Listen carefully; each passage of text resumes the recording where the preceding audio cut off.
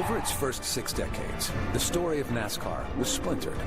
Its pieces were scattered throughout various racetracks and museums.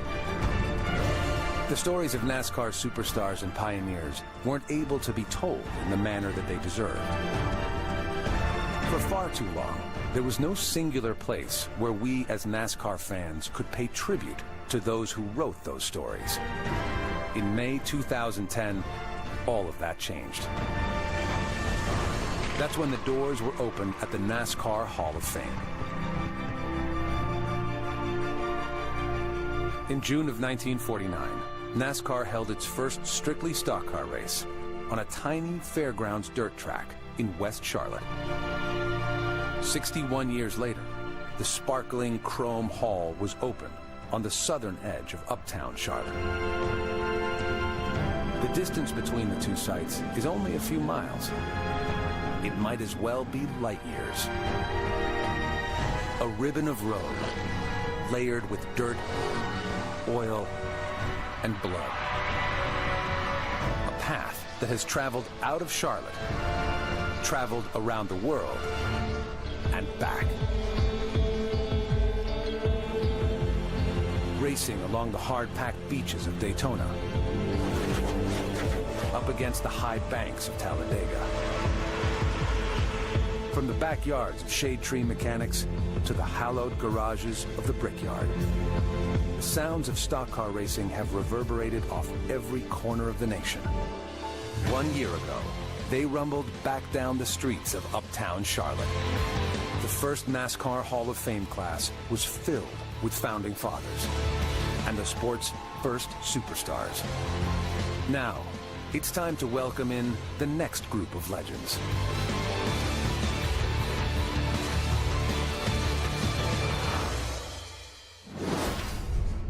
Live from Charlotte, North Carolina, the second annual NASCAR Hall of Fame induction ceremony. Please welcome your hosts from NASCAR on Fox and Speed, one of the most recognizable broadcast journalists in all of racing, Mike Joy.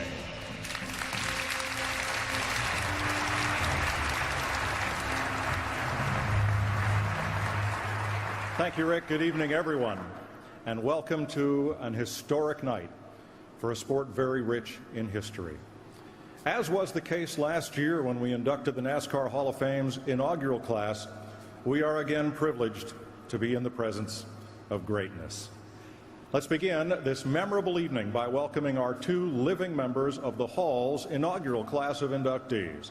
A round of applause, please, for a man whose legend in NASCAR ran wide and deep as a driver and a car owner, Junior Johnson.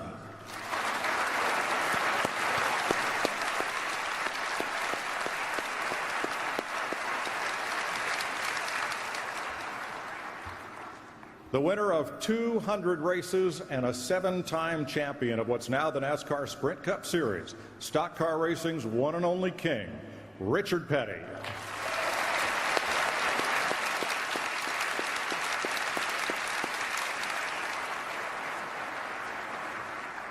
And now let's acknowledge tonight's 2011 NASCAR Hall of Fame inductees. A hero on the battlefields of World War II and one of NASCAR's pioneering car owners, Bud Moore.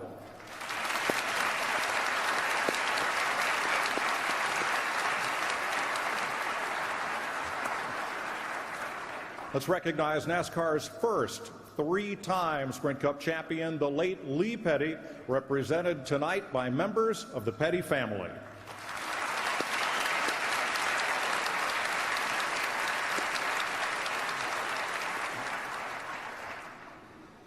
A champion as a driver, a trailblazer as a broadcaster, Ned Jarrett.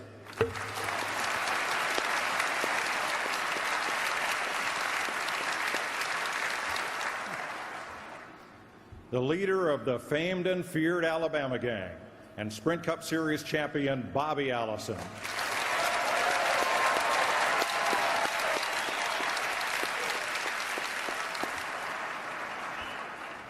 And the winner of 105 Sprint Cup races, 3-time champion, the Silver Fox, David Pearson.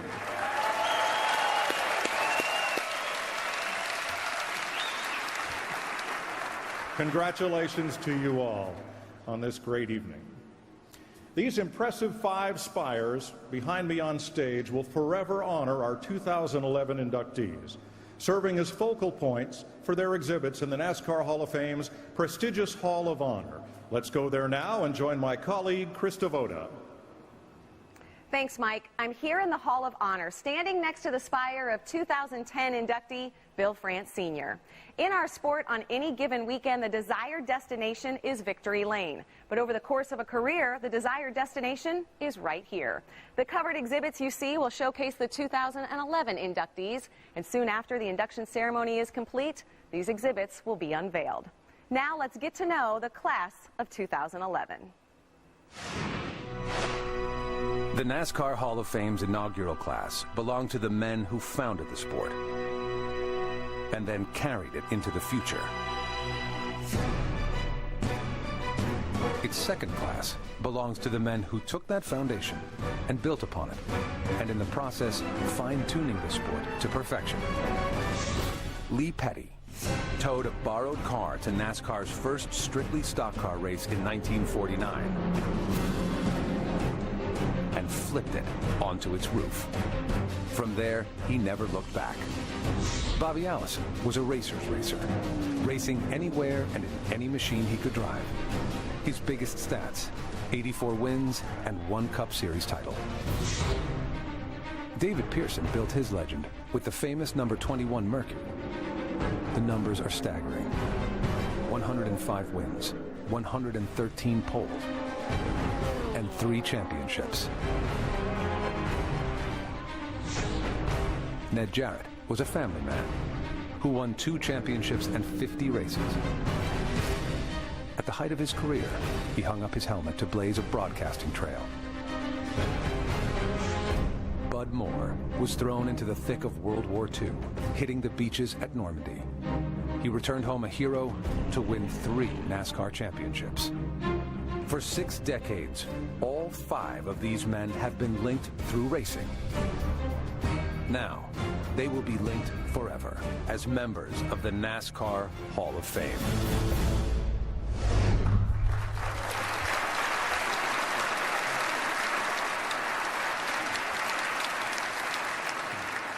Two generations of France family leadership are members of the NASCAR Hall of Fame's inaugural class, Bill France Sr. and Bill France Jr. Tonight, we're pleased to be joined by the family's 3rd generation NASCAR leader. Please welcome the chairman and CEO of NASCAR, Brian France.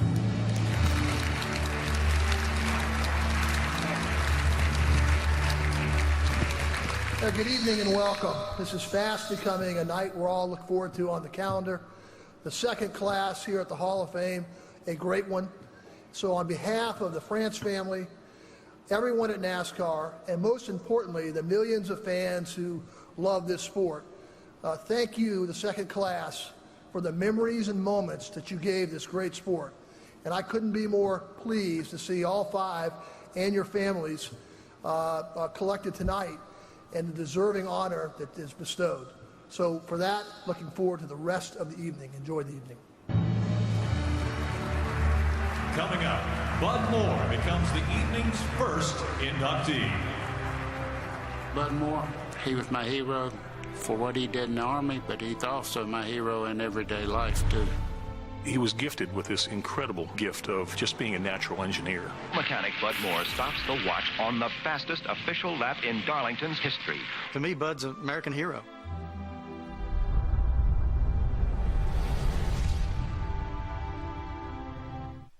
Speed's presentation of the NASCAR Hall of Fame induction ceremony from Charlotte is brought to you by Bank of America, the official bank of NASCAR. By Lowe's Consumer Credit Card. Choose 5% off everything every day when you use your Lowe's Consumer Credit Card. And by Sunoco, the official fuel of NASCAR. Put the fuel of NASCAR in your car. I'm Tom Brokaw, NBC News, the author of The Greatest Generation. And tonight, one of our 5 inductees into the NASCAR Hall of Fame truly personifies that generation. Walter M. Bud Moore grew up during the Great Depression of the 1930s. He then enlisted in the military to fight in World War II. He was awarded 5 Purple Hearts and 2 Bronze Stars. That's testimony to his personal heroism. And the character that he showed on the beaches of Normandy on D-Day defined the rest of Bud Moore's life. And what a life it has been. When he came home from the war, he was one of NASCAR's true pioneers and an accomplished car owner. So tonight, it's my personal pleasure to say congratulations to Bud for his induction into the Hall of Fame. He is a true hero to NASCAR fans everywhere and to all of his fellow American citizens.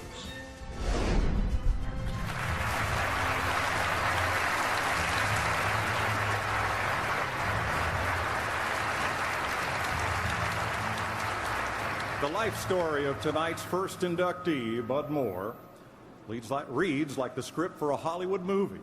It's full of courage and charisma and accomplishment.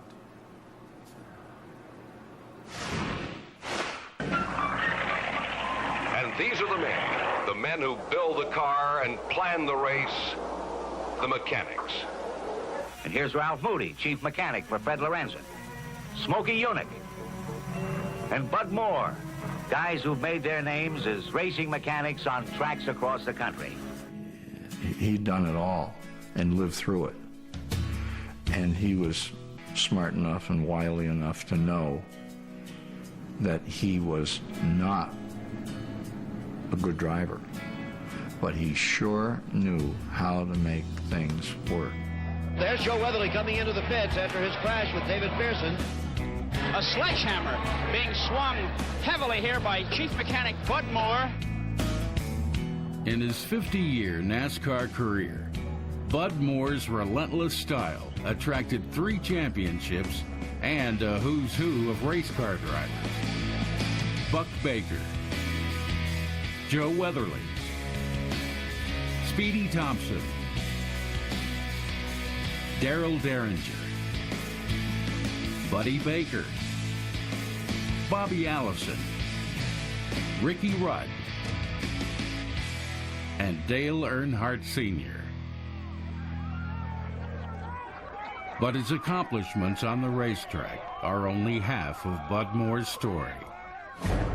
The other half took place as a 19-year-old soldier in World War II, beginning with D-Day. The landing craft came in. He supposed to went in enough so that when he let it down, we would only be in water about knee deep. When our boat came in, he didn't get all the way in where he should have been. He let us off too far out, and I was in water up to my neck. But I stepped in a shell hole and got under, went under. Finally got out of that shell hole and got moving a little bit. They'd already told us to get off of that thing, get off the beach. No, you can't shoot nobody, you can't do nothing. Just get across the beach. So that's what I did. I just went straight as I could go and didn't worry about getting shot or nothing. I just went straight across the beach, got over behind a sand dune, and I still couldn't breathe. I had water all down in me, done about drowned, choking, and everything else.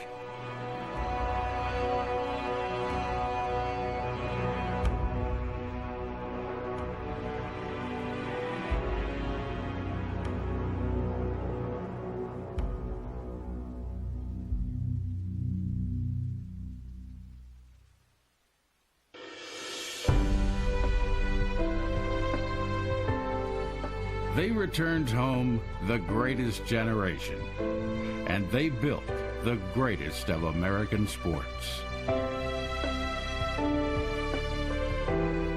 NASCAR was formed by homecoming heroes like Bud Moore.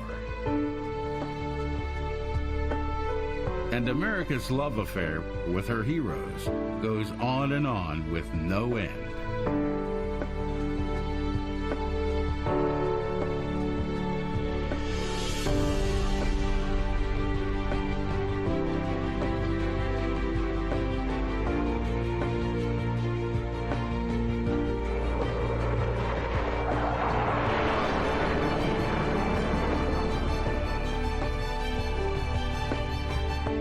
Each race day is a chance for them to reflect,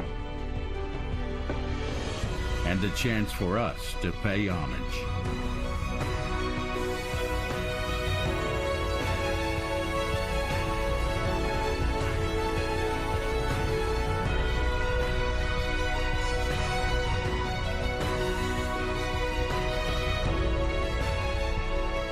tonight, we honor our own, Walter Bud Moore, a real American hero.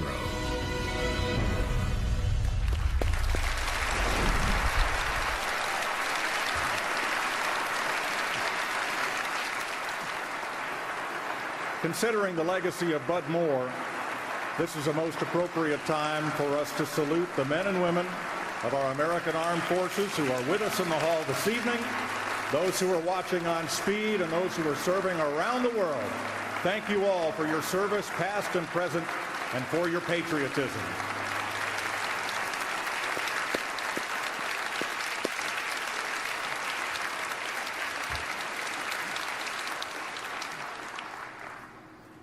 Now, tonight's first presenter is a longtime card-playing and golfing pal of tonight's first inductee.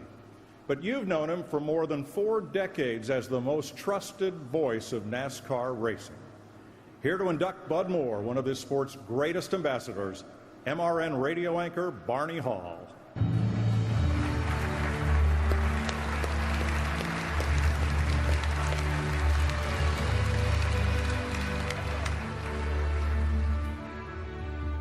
Thank you and good evening. I'm going to ask you to bear with me a little bit. I've been kind of under the weather today, but I wouldn't miss this for the world. Bud Moore's career in NASCAR is something he should be proud of. He's been called a pioneer in NASCAR racing, and rightly so. Bud was there from the very beginning. When he came home from the war, Bud started to dabble in some local racing. He always liked fast cars, and there wasn't much Bud didn't know about how to make them run even quicker. He was especially good at building motors. Right after the war ended all over the South, people were looking for entertainment, and racing filled that up. Whether it was racing on a short track on Saturday night or a dirt track on Sunday afternoon or whatever, Bud saw that need and he wanted to be a part of it. Now, Bill France Sr. was just getting NASCAR started at that time. France was trying to create a new class of race car. He called it strictly stock cars, and it was catching on. Bill knew if a race fan or maybe an ordinary working man could buy the same car that NASCAR was racing, it had to catch on. And it had to be successful, and Bill France was right. Bud Moore liked what he saw in Bill France's plans for NASCAR. It's just natural for Bud Moore and Bill France to become very close friends. Bill had the vision of what NASCAR could become and where it would go, and Bud Moore knew what it would take to get him there, and that was fast cars, a lot of cars, good drivers. And Bud had access to that because at one time, Spartanburg, South Carolina, I guess was the capital of NASCAR racing. There were more teams there than there was anywhere in the country. Bud had access to a race shop, and most of the guys that ever worked for him said one thing. If you were successful, Bud, you did it Bud's way. It was just that simple. It didn't make any difference if you wanted to change a spring in the car and Bud didn't want it changed, you didn't change it. And more times than not, Bud was right. Bill France Sr., when they were making changes, even in the early years, if they were making rule changes or doing something different, Bill France had 3 people he would call. He'd always call Bud Moore, he'd call Junior Johnson, and he'd touch base with the Wood brothers to let them know what was going on. I'll be quite frank with you, the first time I met Bud Moore and kind of hung around the pits with he and his boys, I thought he worked for Colonel Sanders. And the reason was all them guys talked about was breasts, legs, and thighs. They still do today. Tell you about a few drivers. We have seen a lot of the videos and whatever that Bud won races with drivers like Fireball Roberts, Donnie Allison, Joe Weatherly, Dale Earnhardt. The list is so long, I think there were nearly 35 different drivers that Bud Moore had in his cars over the years. Had some very headstrong personalities, too.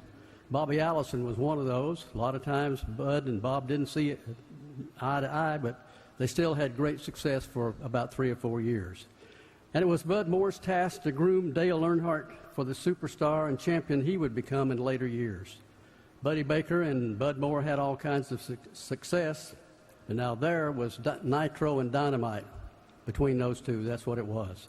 Dale Earnhardt told me several times that Bud Moore helped him learn more about what racing was all about than anyone he ever talked to. And Bud raced just about every make of car there was. He raced Pontiacs, he raced Chevrolets, he raced Mercurys, he even raced the famous Hudson Hornet. But a lot of Bud's success came from racing the Ford cars. Bud was very loyal to Ford over the years. They were together until Bud Moore retired. Edsel Ford said when Bud was involved in their Trans Am program that was some of the most exciting years that Ford had ever had in racing. It would take hours to touch on everything that Bud Moore did in NASCAR and all the other different divisions. The Winston Cup Grand National, the NASCAR Grand Touring Series, SCCA, Trans-American Series. Bud Moore played a big part in all of that. And I can say I never heard anyone ever say a bad word about Bud Moore. Of course, I'm hard of hearing, so Bud, you take that for what you will. Several drivers had some comments to make about Bud when they drove for him. Ricky Rudd said, "It's a shame that Bud isn't involved in NASCAR today. He has so much knowledge and talent that could help the sport." Donnie Allison says, "Bud Moore was as instrumental in the progress of NASCAR as anybody. He ran all types of race cars and he won races in everything he run. Bud was a real innovator in the sport." Wouldn't be Barney Hall if you didn't tell a couple of stories on Bud Moore, I guess. One of the stories on Bud, when he got his draft notice, went down to the draft board, he asked the recruiters if he could get in the Navy instead of going into the Army, because Cotton Owens and some of his buddies from Spartanburg were in the Navy, and Bud wanted to get in the Navy too. So the recruiters told him, said, "Well, they have a quota, and right now they're full, and we can't put you in. But we'll go ahead and do the examination on you so you'll be ready, and we'll see what happens." So they're doing different tests on Bud, and finally the guy came over and told Bud, he said, "Look, there's just nothing available right now in the Navy, so it's going to be a while maybe before you get in there, but we're going to give you an eye test, and if you pass that, we'll go ahead and put you in the Marine Corps." Well, now, Bud didn't want to go in the Marines. He didn't have anything against the Marines, but he really wanted to go in the Navy. So his mind starts working 90 miles an hour. How can I mess with this recruiter's mind and maybe mess this eye test up and have a shot maybe later in the week to do it? So the guy said, "Okay, Mr. Moore, we're going to give you the eye test now." So he said, "There's a chart on the wall, and there's 5 lines on it. Can you read the bottom line?" Bud looked at it, and he said, "No, I can't." He said, "Well, how about the second line?" Bud hesitated a minute, and he said, "No, I can't read that either." So the recruiter said, "Well, what about the top line?" Said, "All the numbers and stuff are big up there. Surely you can read that." Bud said, no, sir, I can't read that either." This guy said, "You can't read any line on this chart? Why, you must be totally blind." Bud said, "No, I ain't. I can see good. I just can't read."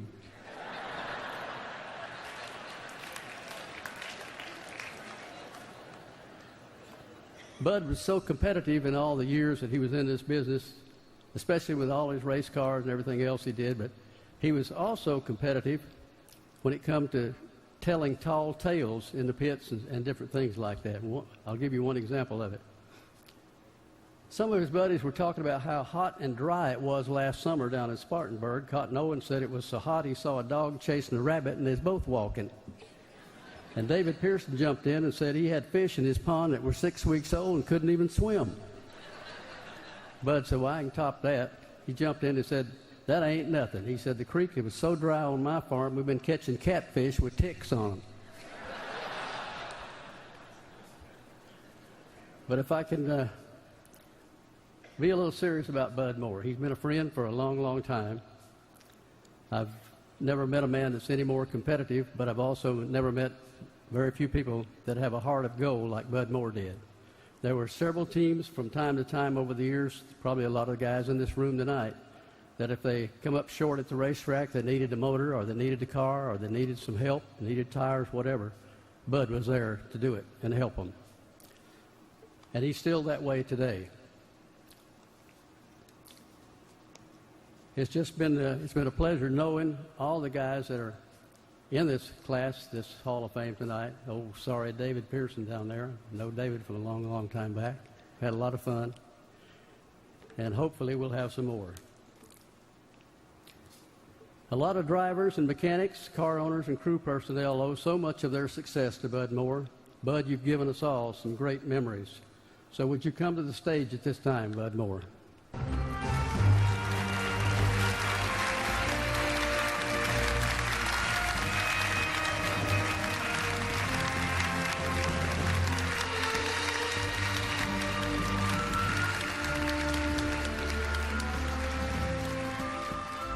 Bud, on this 23rd day of May, 2011, it's my honor to formally induct Bud Moore into the NASCAR Hall of Fame and present him with this inductee ring.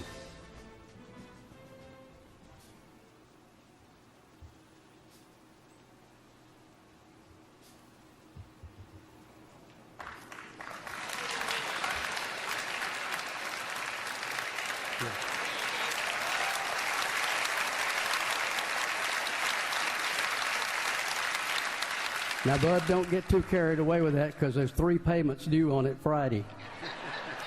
Ladies and gentlemen, let's have a nice round of applause for Bud Moore.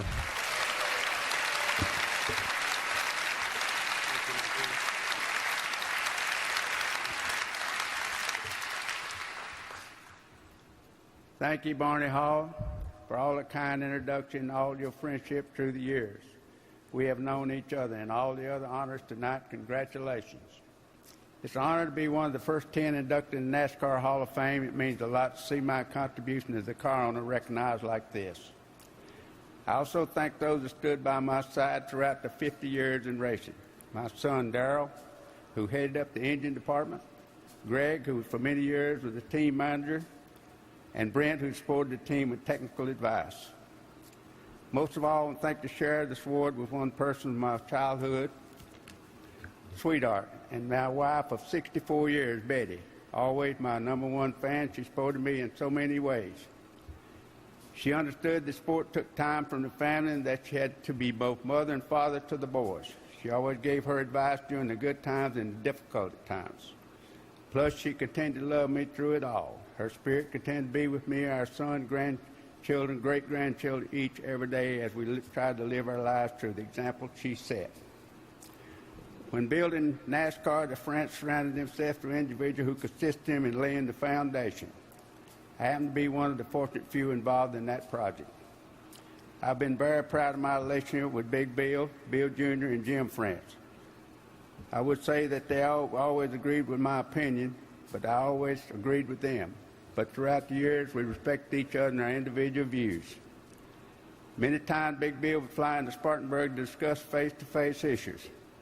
I recall once when Ford was going to boycott race because the Chrysler Hemi engine that had been approved while denying Ford to run the double overhead cam motor. Bill flew to Spartanburg, asked us about running our Mercuries. Knowing that he needed us to race, I talked with Mercury, who gave us the approval run. Due to us being able to run, Big Bill gave us some appearance money for his time in my racing career. This happened. Even after Big Sir retired, when he went to Daytona, he came over in his car every day just to visit with me as long as he was able to come. With Bill Jr., my relationship was always an open one. I was one who could always walk into the NASCAR trailer user without an invitation to discuss changes that need to be made. Not only changes that need to be made for our cars, but to assist other competitors. My car owners who were intimidated by Bill Jr. often come to me and take their issue to me. One thing I can say Bill Jr. was all about was best for the sport and made NASCAR what it is today. I thank each of these men building this national supporting during my years in racing. Wish Lisa, Brian, Jim France, and President Mike Heldon much success in the coming years under their leadership. At one time or another during my years in racing, I was fortunate to have built cars for 43 of our most talented drivers. Many times these drivers have gone unnoticed, need time in which to grow into a man, or just want to drive our cars. With the induction of Dale Earnhardt Sr. last year and Bobby Allison and Davey Pierce being inducted tonight, make 3 drivers who I can say won races in their cars. I'm very proud of that. We were also blessed with dedication employed during my time as a car owner. Without these individuals, Bud Moore Engineering would not have had 50-year history. Beginning when we started in 1947, 3 of us from Spartanburg, Joe Eubanks, Cotton Owen, and I, decided racing was a way for us to earn a living with this sport. With Joe Eubanks, Speedy Thompson, Jack Smith, and Buck Baker, we won numerous races and set many records. Once with Joe Eubanks running the modified car, we won 20 races in a row, with 13 of those coming from one track in Columbia, South Carolina. Serving as crew chief with Buck Baker, we won the 1957 Grand National Championship. Once I became a car owner crew chief, we won the Grand National Championship. 62 and 63 with Joe Wedley, the Grand American Championship 68 with Tiny Lund, the Trans-American Championship awarded to Ford Motor Company in 1970 with Parnell Jones and George Foreman. We also the first team in NASCAR to win 4 consecutive races, what was called the Northern Tour with Billy Wade driving. I was very fortunate to have major companies sponsor me throughout the years. One, however, stands above all others. Ford Motor Company, who was for 37 years, stood beside me with their assistance. We've developed many fast and durable race cars capable of winning many races. Along with the relationship with Ford came lasting friendship with Edsel Ford, who I thank for his help for so many years. Looking back, I feel like I had a hand in a lot of contributions to our sport, whether it's running the first the small block motor, being the one to use the first two-way radio, tire testing the Goodyear inliner, or just trying to build a safe race car. Tonight, being inducted into NASCAR Hall of Fame, those contributions are being honored. My daughter-in-law, Carol, recently asked me how I wanted to be remembered. The answer is simple. One who made many contributions to building the sport, one whose handshake was good as any contract, who always gave a straight answer and never sugarcoat either. Most of all, to be remembered as a man who loves his family, his country, and the sport of racing. God bless all of you, and God bless America, and thank all of you. Thank you.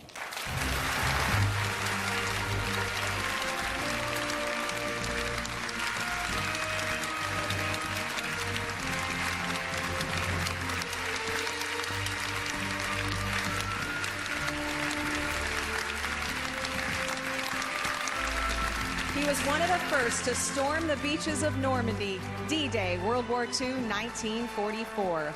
A decorated war hero, a racer, an owner, an innovator, a cattle farmer. Bud Moore, I heard when you found out you were being inducted into this class, you said you couldn't think, you couldn't talk. Can you think of anything to describe what just happened there on that stage?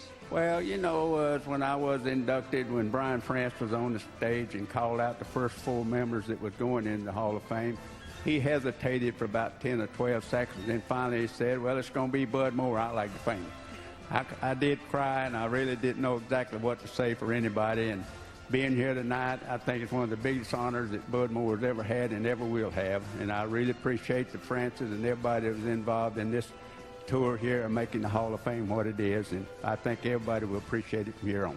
Well, you said you would like to be remembered as someone whose handshake is as good as their contract. I would like to shake the hand of a true American hero. Congratulations on this award. Coming up, the patriarch of the Petty family and one of NASCAR's first major stars, Lee Petty. Lee Petty was the first professional race car driver that NASCAR had, because if they had a race, Lee Petty was going to be there. Lee Petty setting a pace that means trouble to slower drivers. He did it on his own, and he used to always say, you know, if anybody gives you anything for free, it's probably worth nothing. You got to work for what you get.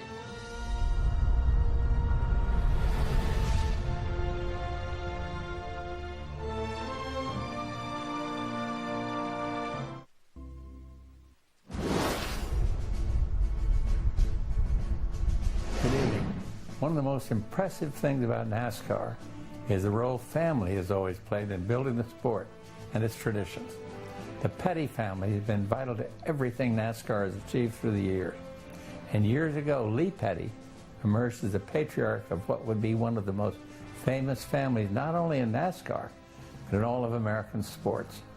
Lee Petty set a standard of excellence that helped define the sport in its early years. It was a standard few drivers have ever matched. It's no coincidence that one driver who did was Lee's son, 7-time champion Richard Petty, my friend. And so tonight, on behalf of the Bush family, congratulations to the Petty family on the NASCAR Hall of Fame induction of the great Lee Petty.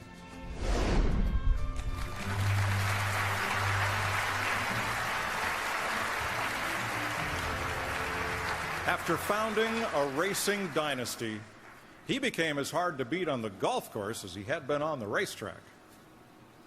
And long before stock car racing had a king, on the dusty dirt tracks and speedways of the South, Lee Petty ruled. Most people today probably know Lee Petty as the father of the King and the patriarch of one of NASCAR's most successful families. But as a driver and owner, Lee was one of the individuals responsible for making NASCAR what it is today. Lee Petty was among the first to look to NASCAR as a business. I mean, this is how he put food on the table. He didn't have a side job and race on weekends, so he had to perform. Lee Petty, driving car number 42, takes command of the race. Oh, well, we had to win. We go to the racetrack and we'd look at have enough food, enough gas to get to the racetrack. That's the truth. In other words, we even carried our sandwich with it. We even, when we left home, we drove the race car to the racetrack. We didn't have no luxury at all.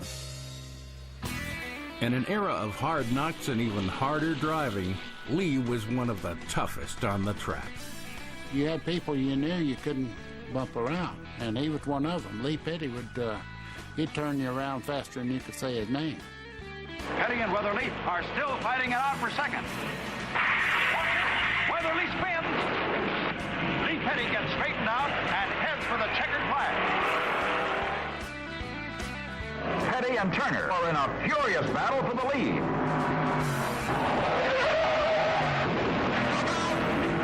Turner is in real trouble.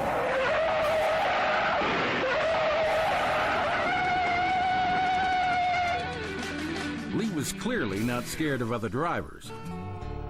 But when the Daytona International Speedway was built in 1959, it was the racetrack itself that worried him. It scared the hell out of me, I'll put it that way. And it didn't only scare me, it scared everybody that come down in through that tunnel. Because we'd been running half a mile, quarter miles, maybe a mile track now and then. And we look up there and see this monster, you know what I mean? And God, people's eyes popped out of their head. And so I said, well, to myself, I said, those fellas ain't got no more experience to run this dang race car than I have. And so I said, I'll just get in there and run wide open. That's what I did. The big deal was it came down to the last race, him and Johnny Beauchamp, and came down to the very last lap. As they come to the line, Beauchamp on the bottom spurts forward. Petty is in the middle, Weatherly above. The first Daytona 500 ended with NASCAR's first photo finish. 3 days after the race, Lee was declared the winner, and by the end of the '59 season, he had become NASCAR's first three-time champion. In 1961, Lee was back in Daytona for the big race. But this time, tragedy struck.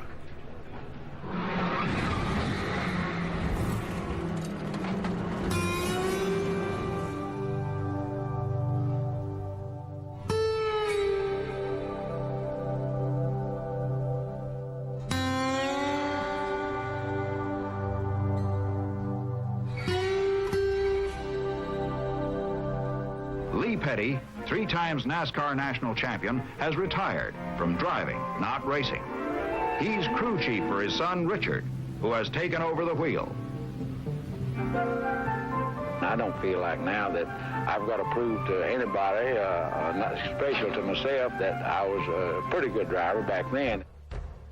Lee Petty was the first professional race car driver that NASCAR had.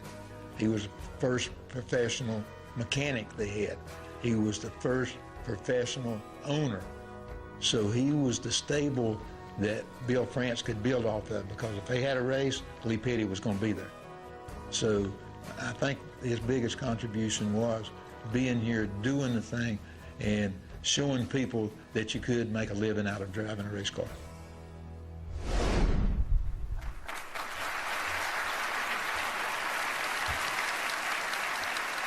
Legendary Lee Petty raced to raise a family, so he would be extremely proud of the group that is here tonight to formally induct him into the NASCAR Hall of Fame. Please welcome his grandsons, Richie, Kyle, Tim, and Mark.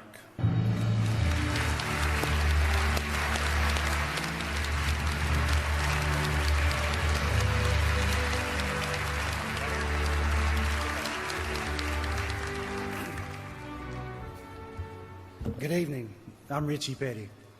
It's my privilege and a great honor to be able to stand here along with my brothers and cousin to induct my grandfather Lee Petty into the NASCAR Hall of Fame. He truly is an American success story. He started with absolutely nothing and built one of the sport's greatest dynasties. Petty Racing, the team my grandfather started, along with his sons Maurice and Richard, is still the most dominant team in racing history. Those three changed the world. If nothing else, the NASCAR rulebook. I didn't know him as a great driver. I knew him as a mentor and a good friend. And every day at lunch, he would share his principles and philosophies that were the foundation of our family's success. These were hard work, outwork your competitors, beat your competition, not yourself, and don't be envious. These were Lee's core values. Probably the greatest lesson that was instilled into all of us, he borrowed from the Bible. Matthew 12:25. A house divided against itself shall not stand. Even in Lee's last days, keeping his family together was the key to his legacy. He was the glue that kept us all together. Well done, grandfather. Good job. These guys have speeches. My Uncle Maurice told me I didn't have to talk, but now I do. Thank you very much. You know, when I first started, my grandfather was still obviously actively involved in Petty Enterprises on a day-to-day basis. And just as Richie spoke, it was don't beat yourself. Beat the competition, but don't beat yourself. I can't tell you how many times he would come through and make us do maintenance on the parts or on the tools that we worked with, on the bandsaws, on the jacks, on the lathes, whatever it was don't beat yourself. Make sure that you do the best job you can. And if you get beat, you're going to get beat. But don't beat yourself. And Richie spoke well to that. When I first started, he would go to the dirt tracks with me. I run like 12 or 14 dirt tracks that first year. And if you qualified anywhere from fifth back, he wouldn't even get out of the truck and watch you drive. He would sit there and he's like, just load it up, we're going home. He almost got us in a couple of fights, I will say that. There were a couple of times that he went with me that he almost got us in a couple of fights. But Richie spoke to it well. To my grandfather, it was all about family. When he started, it was he and his brothers. As he went farther into the sport, it was about Uncle Maurice, my father, my grandmother, and my grandfather. That sport was passed on to them, and as you see, to my cousins Richie, Timmy, and Mark, and their kids. And it's always been a family. This sport for us and for my grandfather was not a sport, it was a way of life. And I think you could say the same thing for David and Bobby and Bud and Ned. That's the way those early guys were. It was a way of life, and congratulations to all you guys. But I will say this.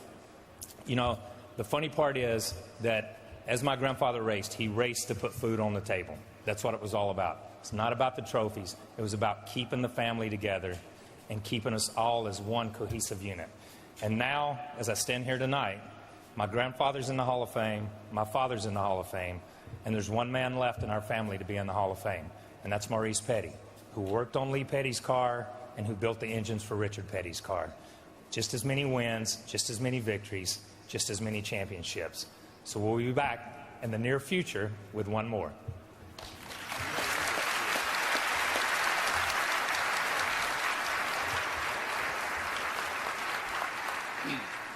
How do you follow him? My fondest memories of Lee Boy came later in life during our daily lunch breaks when he would share his philosophies on life. Each day I try to live by his wisdom like grease is the secret to life. Nobody is going to do it for you, Sonny. It's not how much you earn, but how much you keep. And finally, there is no more important race than the one you're fixing to run. Yes, there's lots of memories and wins and trophies, but Lee Petty's real success story is what he taught us through his unwavering love for his wife Elizabeth, his family, and his unending dedication to his craft, the sport of auto racing, which we are all truly thankful for.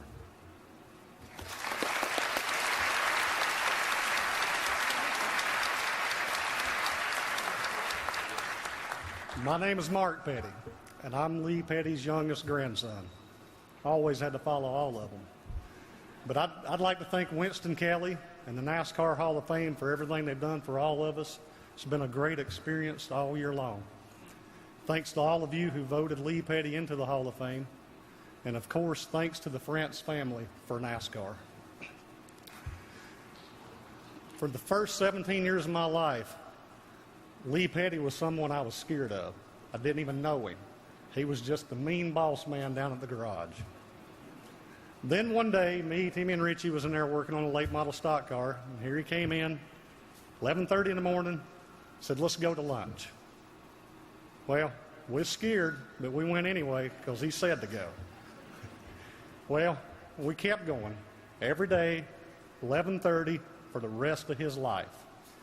And it was during those lunches that Lee Petty became our grandfather and he became our friend. He would tell different stories every day, just life lessons. I wish I'd have recorded those stories. But you know, that they are recorded right here in my heart. He would tell us how he grew up as a child and they were poor. He remembered every time that the rent come due, they had to move. But he survived it. He told stories of how he survived the Great Depression as a 20-year-old man. He also told us how, whether it was the right way or the wrong way, he put food on the table for his wife and his 2 sons. He told us stories about when he started racing, hundreds of racing stories. Wish I could tell you all of them. But how he survived the early years of NASCAR. And that's what he taught us all, my brothers, cousins, everybody. He taught us how to survive. How to survive tough times. And as you all know, the last 10 years have been really tough times for the whole Petty family. But thanks to him, we're surviving it.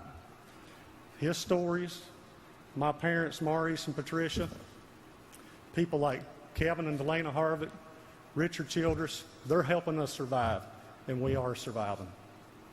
And looking back, I wouldn't take anything in the whole wide world for every lunch that we ever spent together.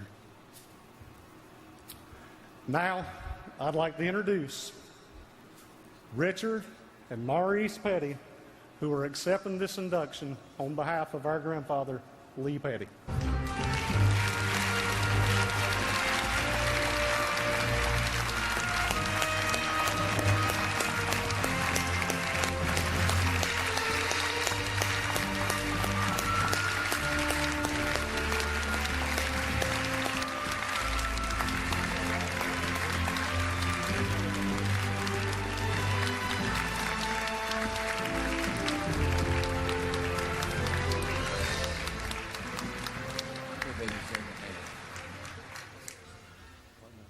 On this, the 23rd day of May, 2011, it is our honor to formally induct our grandfather, our friend, Lee Petty, into the NASCAR Hall of Fame and present this Hall of Fame inductee ring to his sons, Richard and Maurice Petty.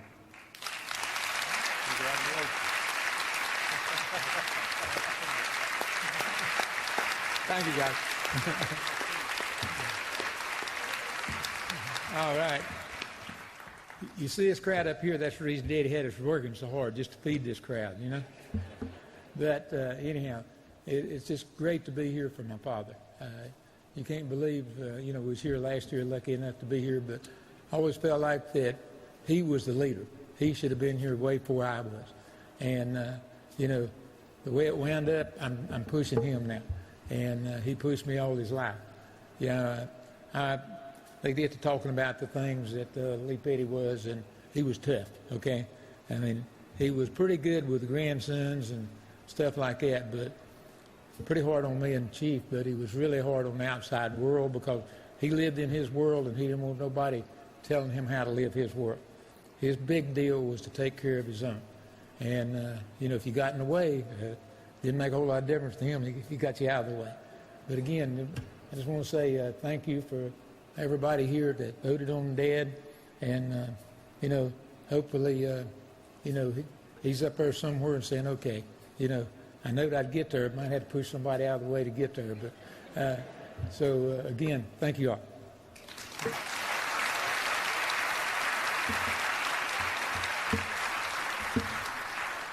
Well, I guess it's my turn to talk. I'm going to back up a little bit and tell one about Mr. Lee and about the hard times that people had when they first started racing, and I'm talking about hard times. He ran his first race in a Buick that was borrowed around an old service station. Well, he tore it up.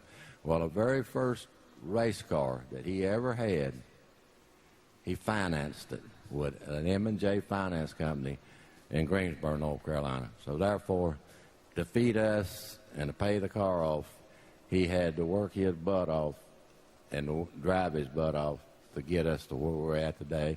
And I'm very proud to be honored and be honored in order to be up here for him. And I'm very glad that I was a part of him getting in it, and I'm glad I was part of my brother getting in it. Thank y'all.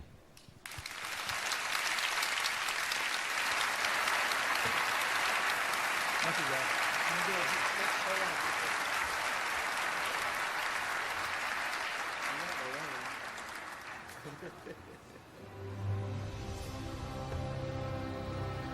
Up next, a man who made history on and off the racetrack. Gentleman Ned Jarrett is inducted into the NASCAR Hall of Fame. I always knew that there was something special about my dad. Not only that he could drive a race car better than most other people, but in the way that he presented himself. Ned Jarrett wasn't afraid of anybody. He proved that on a racetrack. So he could easily communicate, and communicate was the key word.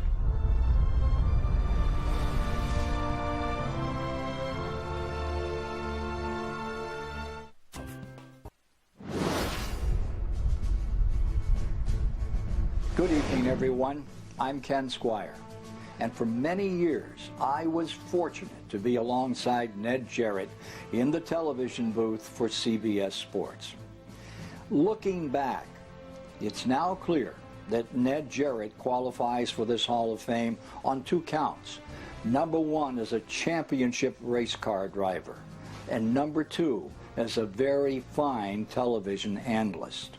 He was called Gentleman Ned from his race car days, but that sense of quiet dignity came across warmly on television and made such a difference with the American population. Tonight, he justly deserves to become part of America's racing culture.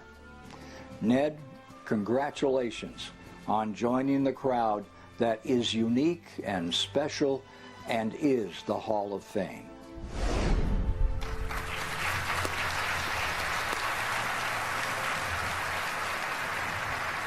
Ned Jarrett personifies everything that is good about the sport of NASCAR. The values of faith, family, competitiveness, and character. And so many of us have been led by his example and been enriched by his advice. A Hall of Fame career, certainly, but there's always been so much more to Ned than that.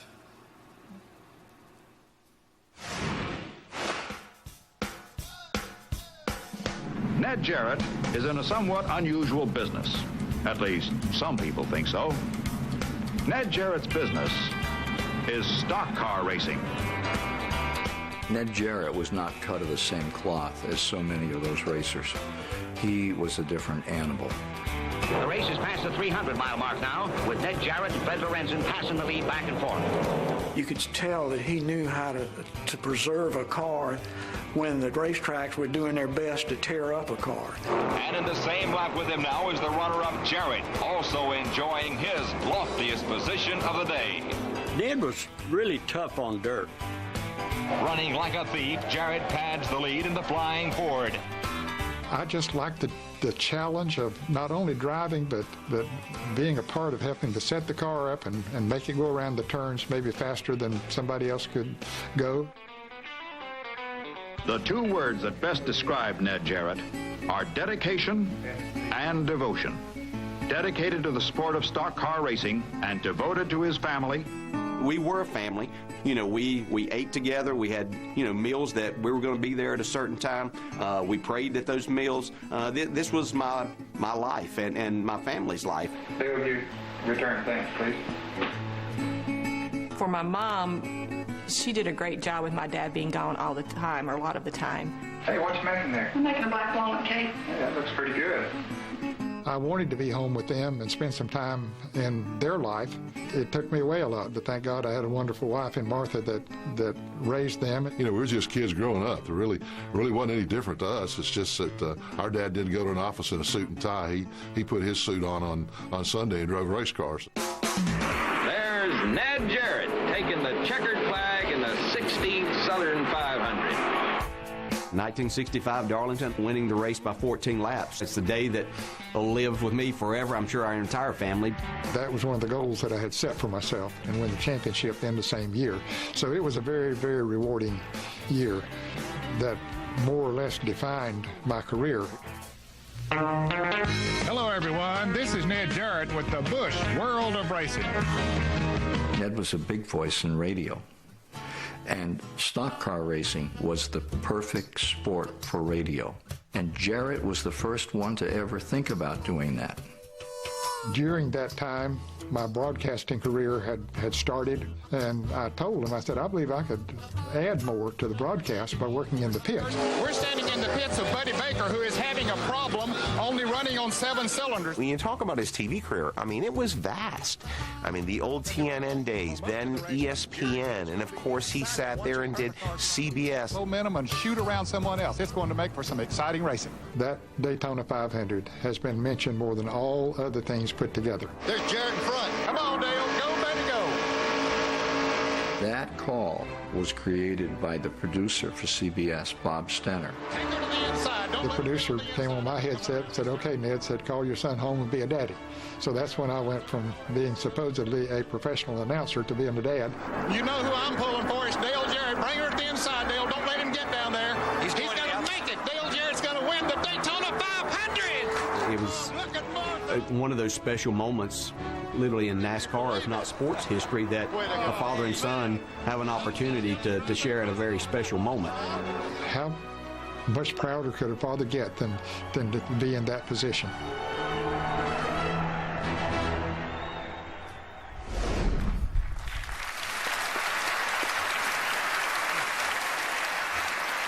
NASCAR has always been and continues to be such a great family sport.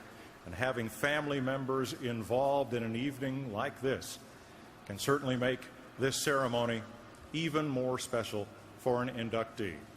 As with the Pettys, the Jarrett kids followed their dad into the sport, excelling in publicity and promotion, race car driving, and radio and TV broadcasting.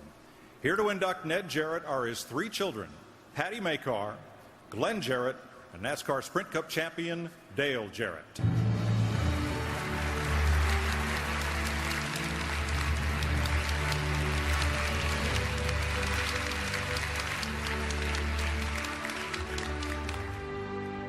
Congrats, Dad. We would like to begin by saying congratulations to the other inductees from the Jarrett family. Job well done, gentlemen. We believe our dad has probably been involved in more facets of NASCAR racing than any other person. He has spent more than 50 years promoting and talking to anyone and everyone about NASCAR. He has been a track owner and promoter, a radio commentator, sponsor representative, TV analyst, a huge fan, and of course, a driver. Speaking of driver, our dad was a fierce competitor, winning on dirt and asphalt, short tracks or super speedways. His career as a driver was relatively short, but very impressive. He won 2 sportsman titles, running over 60 races a year, 2 cup titles, and 50 races. As you just heard, one of those 50 races within 1965 Southern 500, winning by a record 14 laps. And Glenn, all of this by the age of 34, there was a lot more to come.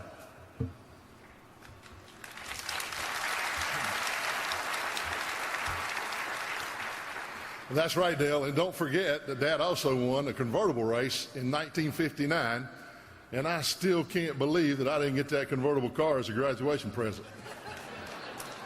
In addition to his driving accomplishments, as you saw and heard earlier, Dad went on to a very successful career in broadcasting.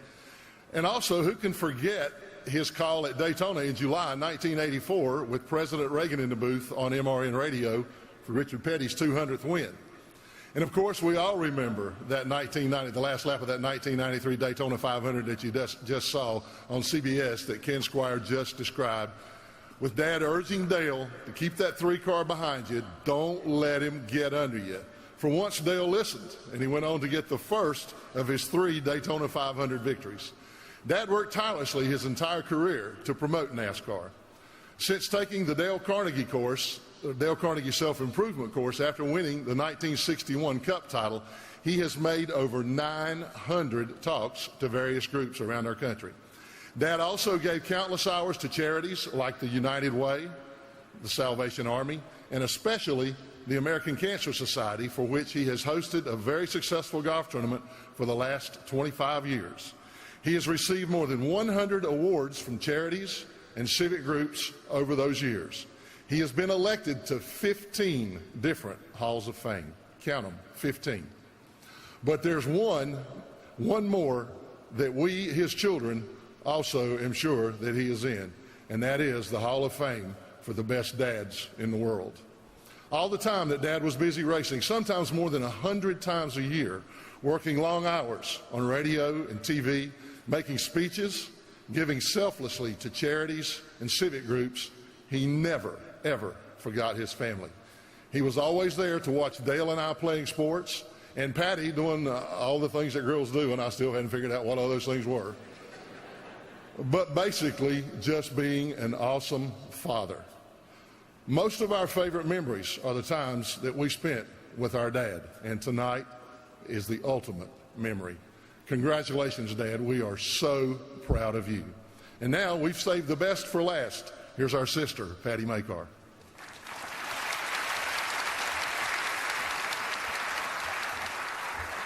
Thanks, Glenn.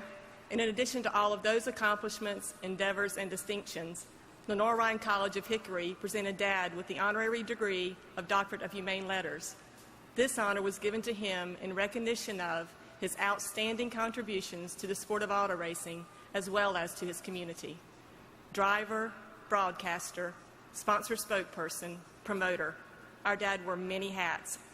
Though neither my brothers nor myself ever had dreams of following in his footsteps, we all did in some way. But the efforts of the 3 of us combined haven't come close to his accomplishments. We do hope, Dad, that the fact that we've had careers in racing has honored you, for it was your intense love of NASCAR that made it so appealing to each of us and countless others. While you have devoted most of your life to racing, the sport itself hasn't been your only love. We have witnessed your love of God and of our mother. We have witnessed your love of race fans and of your roots. We have seen your love of your competitors and of your colleagues, all of which has made a positive impact in our lives. Dad, from your friends, from your fans, from the sport of NASCAR, and most of all from your family, congratulations on a job well done. You are the best. Please welcome to the stage, Ned Jarrett.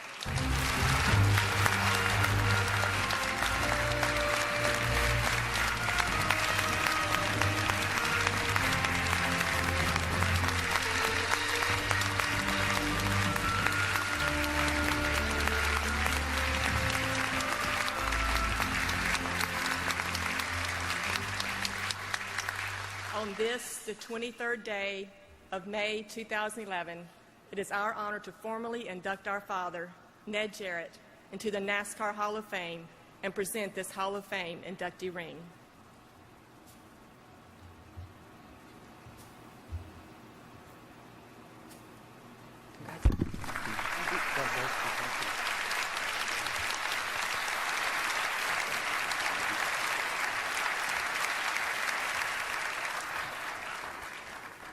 Wow, this is special. the NASCAR Hall of Fame. Now I'm in it. You know, God has truly blessed me in so many wonderful ways. He gave me some talent, willpower, strength, and many opportunities to use those attributes. I'm thankful for all of that. You just witnessed three of the greatest blessings that He's bestowed upon me, my children, Glendale and Patty. Thank each of you for your love and support and for your part in making this honor so very special. May has been a special month for the Jarrett family. Dale was inducted into the Catawba County Sports Hall of Fame on May 9th, and then on May 12th, he was inducted into the North Carolina Sports Hall of Fame, and then this here tonight. God's number one blessing to me is my wife, Martha. We celebrated our 55th wedding anniversary back in February. Thank you, dear, for your unwavering love and support of our family and myself. Thank you for the many times and sacrifices that you made to allow me to chase my dreams while you were at home raising the kids and keeping the home fires burning. You have truly been a blessing to me, and I appreciate that, and I love you. You know, Martha and I have been blessed with 6 wonderful grandchildren who are all here tonight. Dale's 4 children, Jason and wife Christina, who gave us our first great-grandchild, Ford, who is 2 years old. Then there's Natalie, Carson, and Zachary. Patty and her husband, Jimmy Makar, have 16-year-old twins, Alex and Dylan. And thank you all for coming tonight and being a part of this, and thank you for your love and support. I grew up in a Christian home on a farm with 3 brothers and 2 sisters. My brothers are all in heaven now, but both of my sisters are here tonight, Joanne Hebner and Helen Sigmund. Thank you for your love and support, and from your family as well. I want to thank the France family, Bill Sr., Bill Jr., Jim, Lisa, Brian, for their tremendous visions in founding NASCAR and for their relentless efforts of more than 60 years of growing the sport to what it has become today with the leadership of President Mike Helton. Without all of your work and dedication, we wouldn't be here tonight. Thanks to the voting panel for their consideration in electing me in the 2nd class. This is far more than I ever dreamed of, to go in with greats like David Pearson, Bobby Allison, Bud Moore, and Lee Petty. That means a lot to me. I had the good fortune of racing against all of them, and also with Richard Petty and Junior Johnson during my racing career, and I appreciate you guys allowing me to win a few races along the way and a couple of championships. Thank you for that. When it was announced several years ago there would be a NASCAR Hall of Fame, and when my name was among the original 25 nominees, my prayer then was to live long enough to be elected. And I had to work hard on my health to be able to be here and enjoy this tremendous honor. I thank God for answering those prayers. As many of you know, I broke my back in a wreck at Greenville, South Carolina in June of 1965. With the help of a lot of good doctors and a lot of people, we were able to keep going and finish out the season and went on to win the championship. And I'm very grateful for that. But I've been paying a price for it too. I walk around now with a broken back. The fracture in lumbar 5 never healed, and it's come back to haunt me here recently too. I have to exercise and to do special therapies every single day of my life just to stay mobile. But that's okay, because that helps me to keep my heart and vascular system in good shape. You know, God has a way of keeping things in perspective. I really thought it would be several years down the road before I would stand much of a chance of getting into the NASCAR Hall of Fame, especially when you consider all the great people who have come through NASCAR and done so much for our sport and are so deserving to be in this Hall of Fame. I want to thank the fans who voted for me and have supported the Jarrett family over the years. Thanks to all who have called, written, and offered face-to-face congratulations. I appreciate all of that more than I can tell you. Each thought and message was very special. And my biggest congratulations, I guess, came when we were going to church the next Sunday after the election back in October. And when we walked in, the greeters were congratulating Martha. I was coming along a little bit behind her. And the lady congratulated her on me getting into the Hall of Fame. And Martha said, well, I appreciate that very much. But said, he's been in my Hall of Fame for over 50 years. I appreciate that, honey.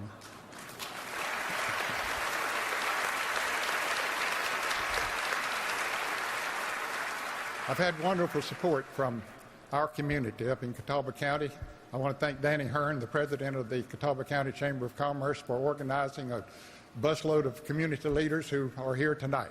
Included in those are the Hickory Mayor, Rudy Wright, who at their last council meeting had a proclamation, and today has been Ned and Dale Jarrett Day in Hickory, North Carolina. And Conover Mayor, thank you, Conover Mayor Lee Moritz, at their last council meeting in Conover, had a proclamation and gave Martha and I the key to the city, and we appreciate that too. Don Beaver and his wife Vicki are here tonight. Don has meant so much to our community. He owns the Rock Barn Golf and Spa and the Charlotte Knights and Hickory Crawdads, and involved in all phases of sports, and we appreciate his friendship and being here tonight. Jim Carell, the executive director of the Greater Hickory Classic at Rock Barn, a Champions Tour event which comes up on June 6th through the 12th at Rock Barn.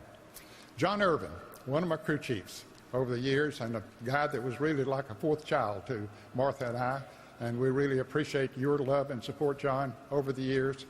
Bondi Long, who was my car owner in 1964 and 1965, gave me some great race cars. We were able to win 15 races in 64 and 13 in 65, and along with the championship. I want to thank Rex White, the 1960 champion of NASCAR and Chevrolet. Rex didn't know it at the time, maybe don't know it today, but he kept my career alive. My first year in competition was in the Grand National Series was in 1960, and I ran that year on borrowed money, and I was at the end of my rope. Couldn't go any farther. Chevrolet was looking for a young driver to bring into their fold, and Rex White recommended me. And so they hired me to drive a Chevrolet for them, along with the help of Lynn and B.G. Holloway from down in Florida. And that kept my career alive. And Rex, I really appreciate that. I want to thank Ford Motor Company. When they came back into racing in 1963, they brought me along as one of 4 drivers that they would support. And so we had a great career. And I'm proud to stand here tonight and tell you that of the 50 races that I won, 43 of them were in Ford cars, which makes me, and forgive me for boasting, but that's the most races that any driver has won in a Ford car in NASCAR competition. That's something I'm very proud of. Thank you. Thank you. I want to thank Coca-Cola for having me and the entire Jarrett family as part of the original Coca-Cola racing family members, and has kept us on all along. I want to thank Tim Shannon and the Dale Jarrett Racing Adventure for allowing me to be a part of that organization, to be able to see the smiles on people's faces when they get out of a real NASCAR car. Phil Blunt, with Racing Icons, who has a new car out now, a 1965 Ford, and it's being sold right here in the NASCAR Hall of Fame, as well as other places. I want to thank MRN Radio for all they did for my career over the years. CBS Sports, Mike Joy and Ken Squire meant so much to me and were such a big help to me during my career there. I want to thank ESPN for the 18 years or more that I had with them, along with Bob Jenkins and Benny Parsons and Jerry Punch. Barney Hall with MRN. Barney, thank you so much for all that you have done for me over the years and the pleasure of working with you. I want to thank Winston Kelly and his fine staff here at the NASCAR Hall of Fame for the job that they've done here in the 1 year that this hall has been in existence. It's going to be, or not going to be, it already is, the greatest Hall of Fame that there is in America. And thank you for what you've done to get it to this point. I want to thank Karen Davis, Amber Wells, and Kristen Sane, who have helped us through this for the last 6 or 8 months, and helping in every detail to work out things to make it comfortable for we and our families to be inducted here tonight. I appreciate that very much, the time that you have spent on it. If I had not taken the Dale Carnegie course, I'm sure that I would not be standing here tonight. I want to thank the organization and Wade Powell, who is here tonight. Linda, I'm sorry that she couldn't be here with us tonight. She's ill. And also Mr. and Mrs. Earl Taylor, who are in the audience tonight, are with Dale Carnegie. I know some of my golfing buddies are here tonight, and I appreciate that. Dennis Kincaid and a lot of my buddies from Catawba Country Club, I appreciate you coming out here tonight and your support. I want to thank the Speed Channel for taking this live to fans everywhere and to allow them to share in this very special evening. And finally, I'm very humbled by this huge honor. I don't take it lightly. I am so pleased the voting panel looked at all the various things that I was privileged to do in the sport. I'm very proud of my driving career and what we were able to accomplish on the racetrack in a relatively short period of time. And I'm equally as proud to have been able to get in on the ground floor broadcasting races and cherish my time as a promoter at the Hickory Motor Speedway for 9 years. I'm thankful for all of those 3 distinct careers. Thank you for being here this evening. Thank you for this tremendous honor. God bless each of you, and God bless America.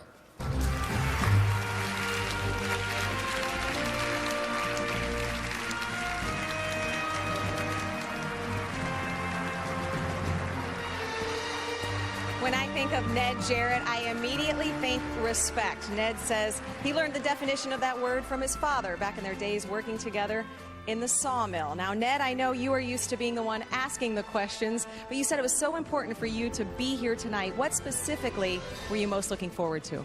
Well, having my family here to share in this honor, and also for the fans to be able to learn a little bit more about who Ned Jarrett is and who he has been over the years. You know, I guess most of today's fans would recognize me more from the television work that we did, but I appreciate all of those things being featured and being a part of it. Well, now I'm following in your footsteps, and I'm humbled to be standing here next to you. Congratulations on this wonderful award. Thank you very much. Coming up, one of NASCAR's most popular drivers of all time, Bobby Allison, joins the Hall of Fame. Bobby always gave 100% on the racetrack and off the racetrack. Here, Bobby Allison has his foot literally through the firewall as he battles tooth and nail door to door. You know, everybody that ever raced Bobby Allison that could beat him had a rivalry with him. Richard Petty pushed hard by his arch rival, Bobby Allison.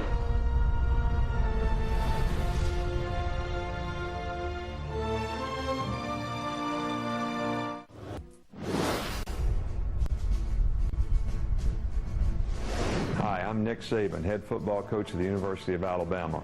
It's my pleasure tonight to introduce a true Alabama champion, the great Bobby Allison, the legendary leader of the Alabama gang, which took NASCAR by storm some years back, and in the process brought the whole sport to a new popularity. Congratulations, Bobby, to your induction into the NASCAR Hall of Fame, and roll Tide and roll Bobby.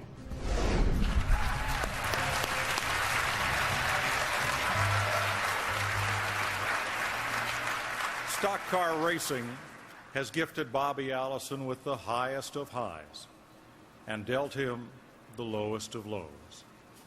The journey that is Bobby Allison's life is a story of tremendous courage, incredible perseverance, and unwavering faith.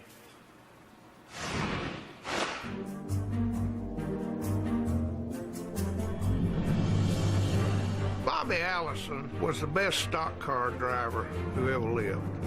Bobby had grown up out of those tracks in Florida before they moved to Alabama. My grandfather came to live with us, and he would take one of his kids to an event, things like that. One night he said, come on, Bobby, we're going to the car races. And I thought this was the neatest thing I had ever seen. So I got me a helmet, I put a seatbelt in that car, and I painted the number on the door with shoe polish, and drove out to the racetrack and raced. I don't think we thought that we were better than anybody else, but we could win. And it became a way of life. I won 85 times in 9 different brands of cars for 14 different race teams. I went to every race that I could get to, no matter what day of the week it was or how far it was from where I was standing. And we went to Asheville-Weaverville and come towing in there for a 200 lifer, and Jack Ingram said, uh-oh, here comes that dang Alabama gang. Here comes the Alabama gang. Here comes that damn Alabama gang again. And I thought it just sounded neat, and so we became the Alabama gang. Back at full throttle, the Alabama gang are in control. Bobby Allison had run-ins with driver after driver. Here, Bobby Allison has his foot literally through the firewall as he battles tooth and nail door to door with Dale Yarborough. Richard Petty in the number 43 car, pushed hard by his arch rival, Bobby Allison. The most prolific winners of the past 5 years, Darrell Waltrip and Bobby Allison, another one of their classic shootouts. You know, everybody that ever raced Bobby Allison that could beat him had a rivalry with him. Bobby always gave 100% on the racetrack and off the racetrack. You weren't likely to get along too well with Bobby if you didn't give 100%. The weekends when maybe some other families were going to a movie or going to a picnic, we'd be busy with racing. But I felt like I could spend as much time as I really needed to with the family. At the same time, I could spend whatever time I needed to on my racing career. There was anybody that had close to the determination that Bobby Allison had, it was Davey. Davey, from real early, wanted to be with me and work on the car, be with me going to the race. Davey was my buddy. Father and son, first and second, Daytona 500. What a remarkable race it is, Allison. Davey is right on his father's back bumper. They come to the stripe, and the winner of the 30th annual Great American Race, Bobby Allison. Davey Allison, his son in second. Judy Allison ecstatic. What a tremendous family performance. Look at him, Bobby waving to Davey. That finish, it was unique and special because it was this family that had dedicated themselves for so long to that contest. And to see the two of them have that moment together, that was a very special moment.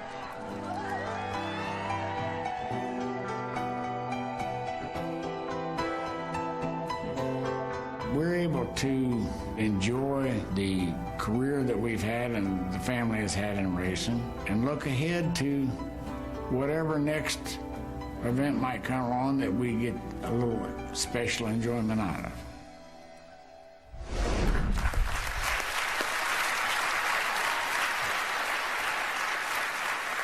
Continuing with tonight's family theme. When you sit down to dinner with the Allison brothers, you very quickly realize they are, and always have been, the fiercest of rivals, and yet the best of friends.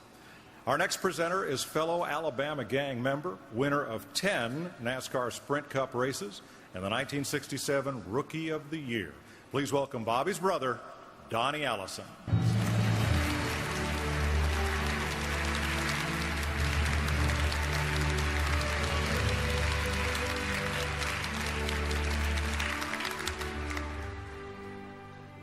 Wow. First of all, I want to thank the France family for giving us this. Is this not nice or what? Thank you. Second of all, I'd like to congratulate all the other inductees last year's along with this year's. And that's you too, David.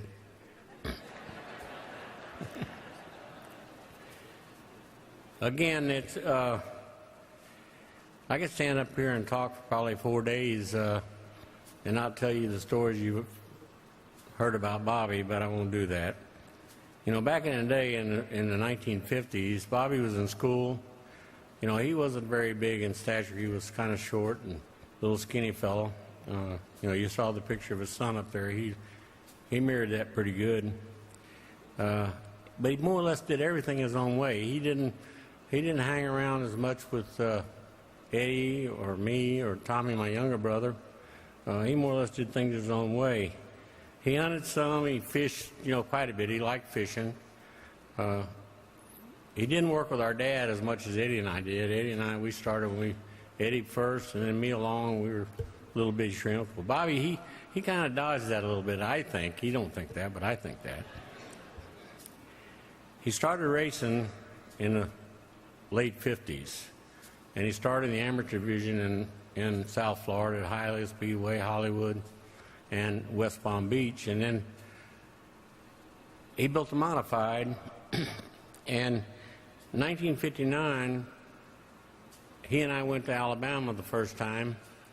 And, you know, he thought he died and went to heaven. I mean, this is the greatest place he could have been because he could race 3-4 nights a week, whatever it might be, and make some money at it. You know, we first weekend we went, he ran third at Montgomery Motor Speedway, and he come to me and he said, "Donnie, we don't have to eat any more peaches. We can go get some fried chicken." I just made $275. What? Anyway, so the second week we go back to Montgomery, he wins his first modified race.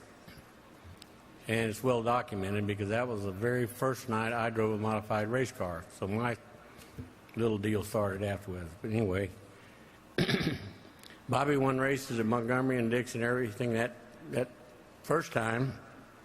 And at the end of the season, we'd go back to Florida and race all went along.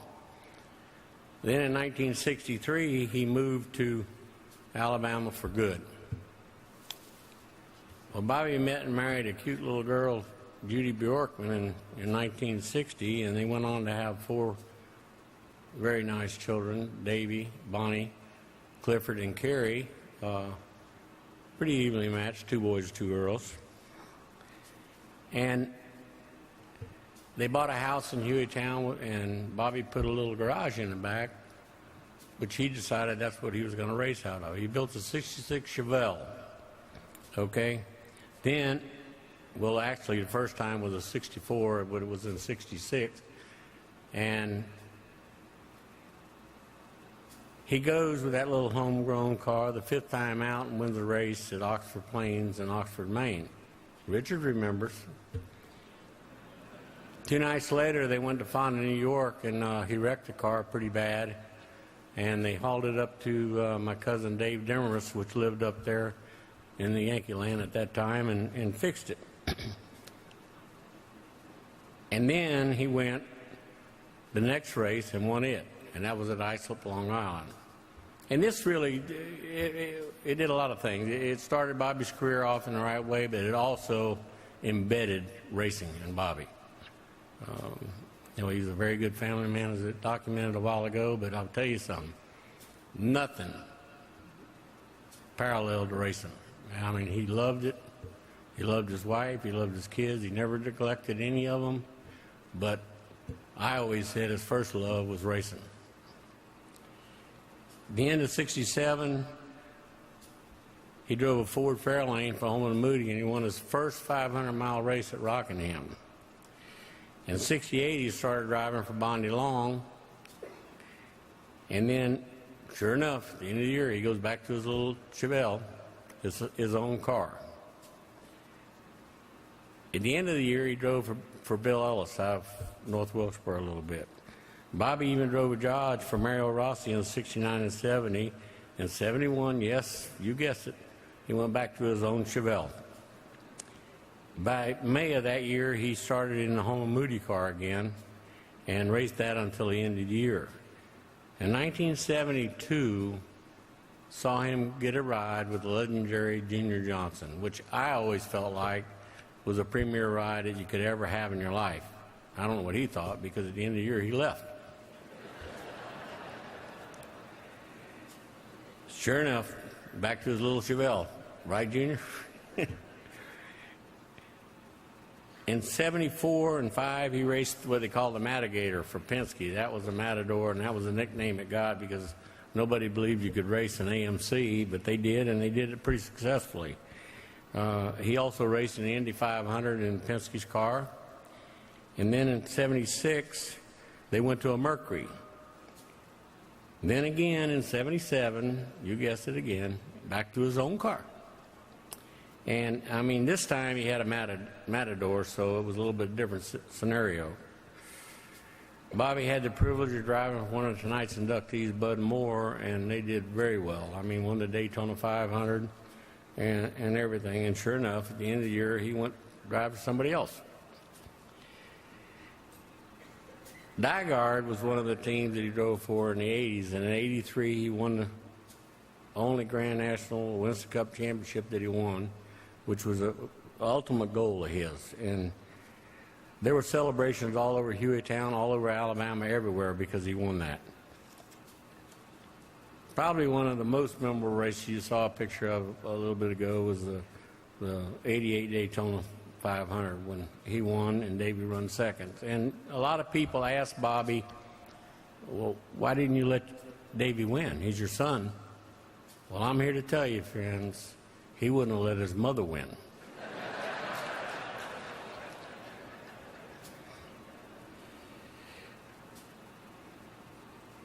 You know, he doesn't remember that, and his famous saying is, along with he kept running to my fist with his face, is, I got hit on the head. You know, injuries Bobby suffered in Pocono in '88 ended his racing career and almost ended his life. It was as devastating to him as anything because he didn't have any control over the rest of his future. The wreck happened just a few months after the historic Daytona win. That was the only beginning of seemingly a never-ending wave of tragedy for Bobby and Judy and the Allison family. They lost their son Clifford in a race accident in practice at Michigan in 1992. Then 11 months to the day, they lost Davy at Talladega in a helicopter crash.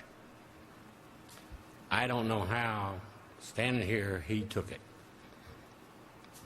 Or Judy.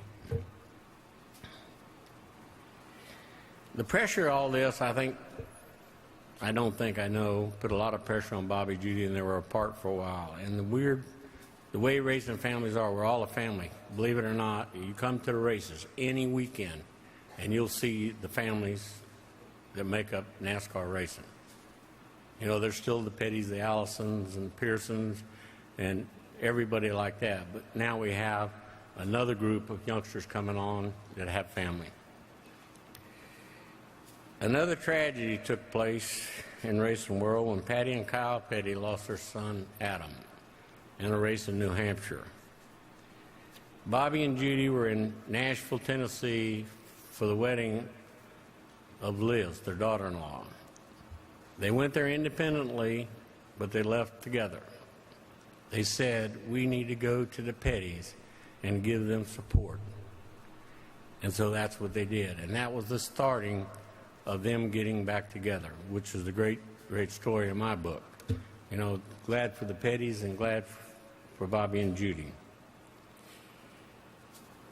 To all the good times and all the personal tragedies, Bobby Allison has persevered. He's alive, going to many races, making a lot of appearances, helping other people, and being with his family. And he is indeed one of the fans' most beloved drivers. With that said, it's a great honor and privilege to welcome to the stage the best driver I know, Bobby Allison.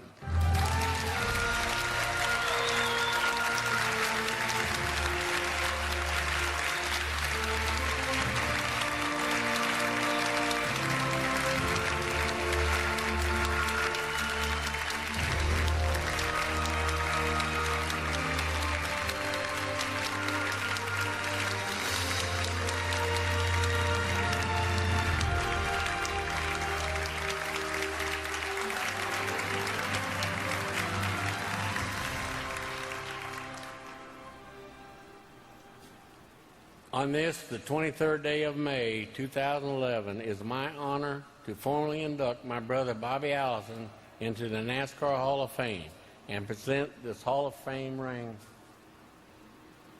Congratulations. Thank you.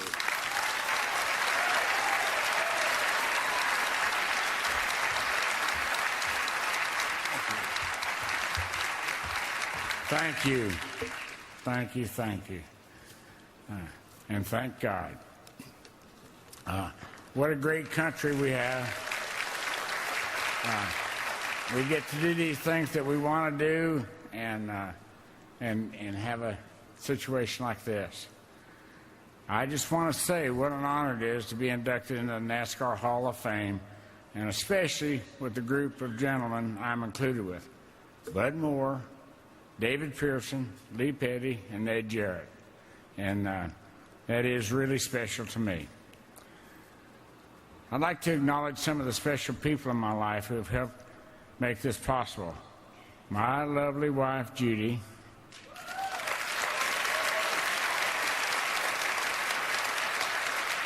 And a lot of my family is here, and I would like for them to stand up, please.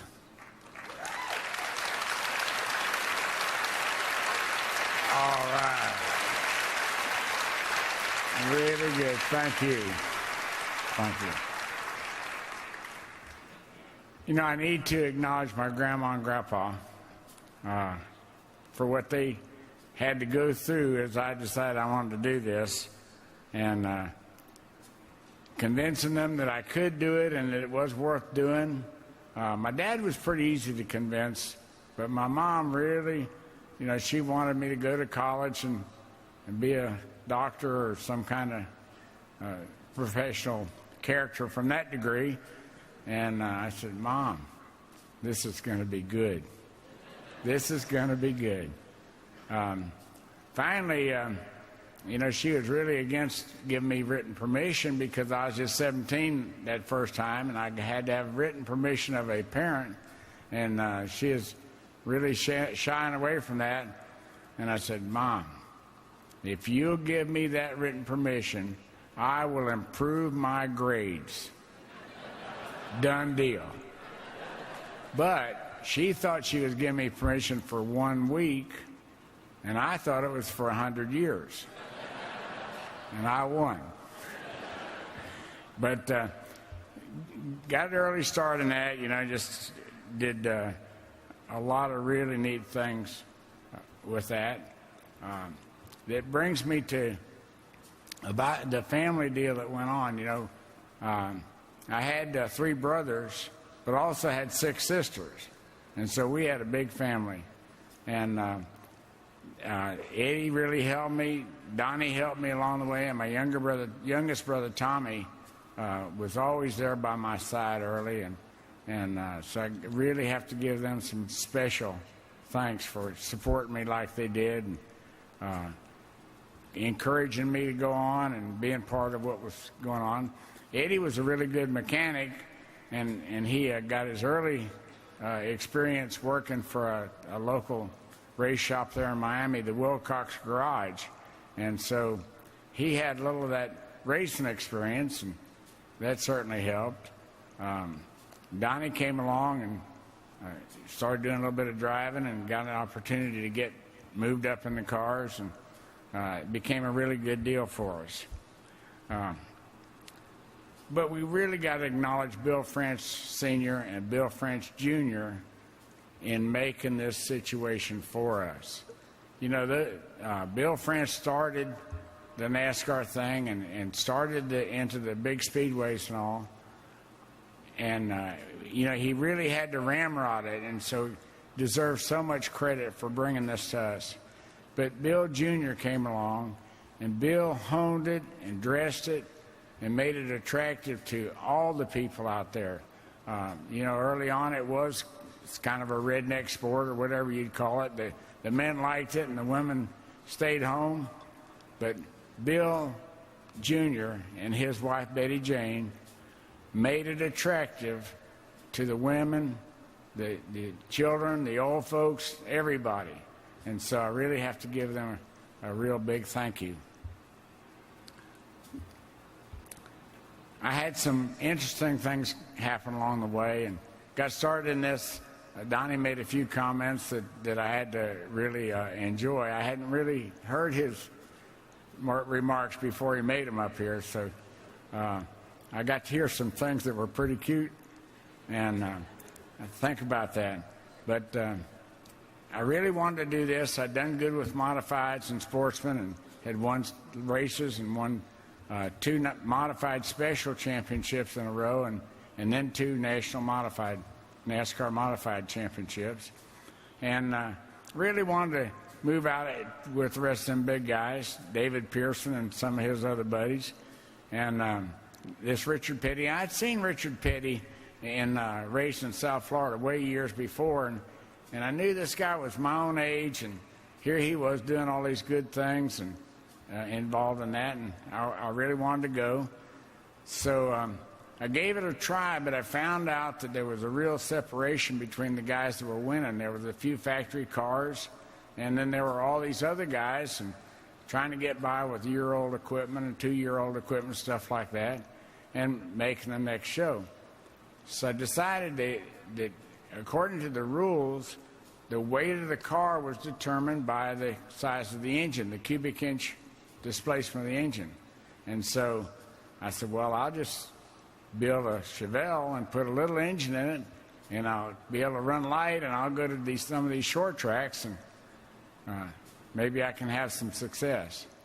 So we got that thing together, and the 5th time out with that, I won my first Cup event. I won at Oxford, Maine, Oxford Plains, New York, and just really, really was a shot in the arm. Like Donnie said earlier, 2 nights later, I shortened the car up 41 inches on the right side over at Fonda, New York on the dirt. And, I'll even mention this. I really struggled on dirt. I really was comfortable on pavement, but, boy, I struggled on dirt. And that guy over there was so good on dirt and pavement, and that guy right there was so good on dirt and pavement. And I knew several others that did, but I struggled on dirt. So we go to this dirt track at Fonda, and I shortened that car up 41 inches. Called my cousin up, and I said, boy, this thing is really wrecked, but we got to fix it good enough to get the ice slip for Saturday night. So I got it over to his place. We worked through the night the next night, left at the last minute to get the ice slip, and I won my 2nd Cup race in my career. Now, that thing wasn't near as pretty, but it was in victory lane, so that was okay with me. And, went on from there, I bounced around. I was just really determined to give it 100%. And I kept running into people, and some of them weren't the key people, but at least some people in any one of these situations. And I know it's out there in the other businesses and the other professions in the world, but some of the people that just weren't as committed. And, if they didn't want to do it 100%, I went down the road. So, I think about it, and I did win 85 times. My Scout's honor, 85 times.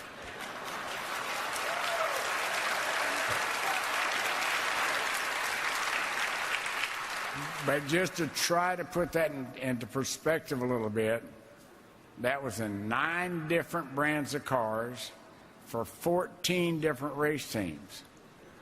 Now, the way I look at it now, I did drive pretty good most of the time, but, boy, I couldn't keep a job. But had great times, as the career wound down. I got some really good wins. They tell me I won Daytona in '88. They tell me that I won Thursday and Saturday and Sunday that year at Daytona. What I remember about Daytona '88 is I did win the fishing contest in the infield. And I still have the boat, motor, and trailer that was the prize for winning that fishing contest. But went through a lot of things, got involved with a lot of people, and along the way won some races, struggled and got better, and did poorly and got better and everything. But the bottom line, it was just an incredible career. And this involved so many people. I did drive for Junior Johnson for a year, and, really, really should have stayed there. But I had some guy come along and tell me he really knew where a brighter moon was or a bigger pot of gold or something like that. And down the road I went. So, Junior, I apologize. But still, lots and lots of good times. And, Davey came along, and he was such a delight. Davey was a delight to me when he was a little bitty guy, well, to me and Judy. And all 4 of our kids were just really, really special kids. Just enjoyed all 4 of them. We lost Clifford. We lost Davey. And that was just so hard on me and Judy. The world, I hope, never is that cruel to any other family again. But it happened. We survived it. People helped us and supported us, and I just really appreciate that. And so all I can say is this is a special honor for me and for us, and here we are, and thank God, and God bless America.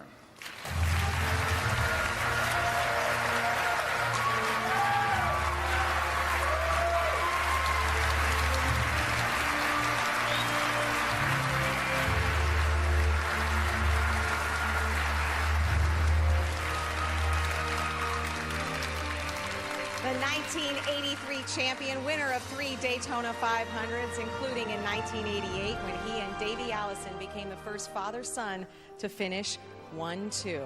I know family is important to Bobby Allison. You had most of them stand up, several here today. I know that your sons, Clifford and Davey, are looking down, smiling. Do you feel their spirit with you today? Well, I really do. You know, and I've said over and over that they were both such a delight to us. They were very different from each other, but they were both good young men. And Davey was loved around the world, and that's just such an incredible compliment to any parent to have their child loved around the world. And Clifford was younger, and you know he wasn't as focused as Davey was, but he was such a neat young man and had some talent too, I'm sure. So I do feel that they're looking down here tonight and really with me in this great celebration. And so are the over 16,000 members of Hueytown, Alabama, the self-proclaimed renegade leader of the Alabama gang, Bobby Allison. On deck, the evening's final induction. That's sure to be memorable. The Silver Fox, David Pearson. I honestly think David Pearson's one of the best drivers in the world. And the master just called checkmate. Driving the race car, he was unbeatable. Pearson still drives like the devil's running second. He was not supposed to lose. He was the best.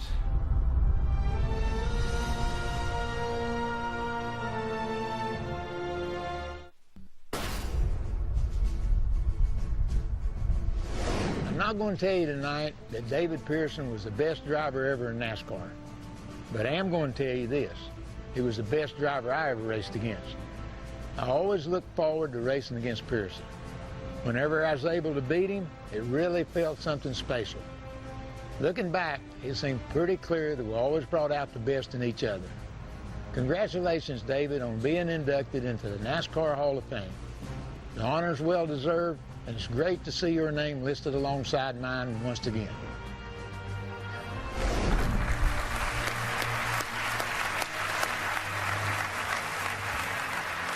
Well, consider this when you evaluate the achievements of David Pearson.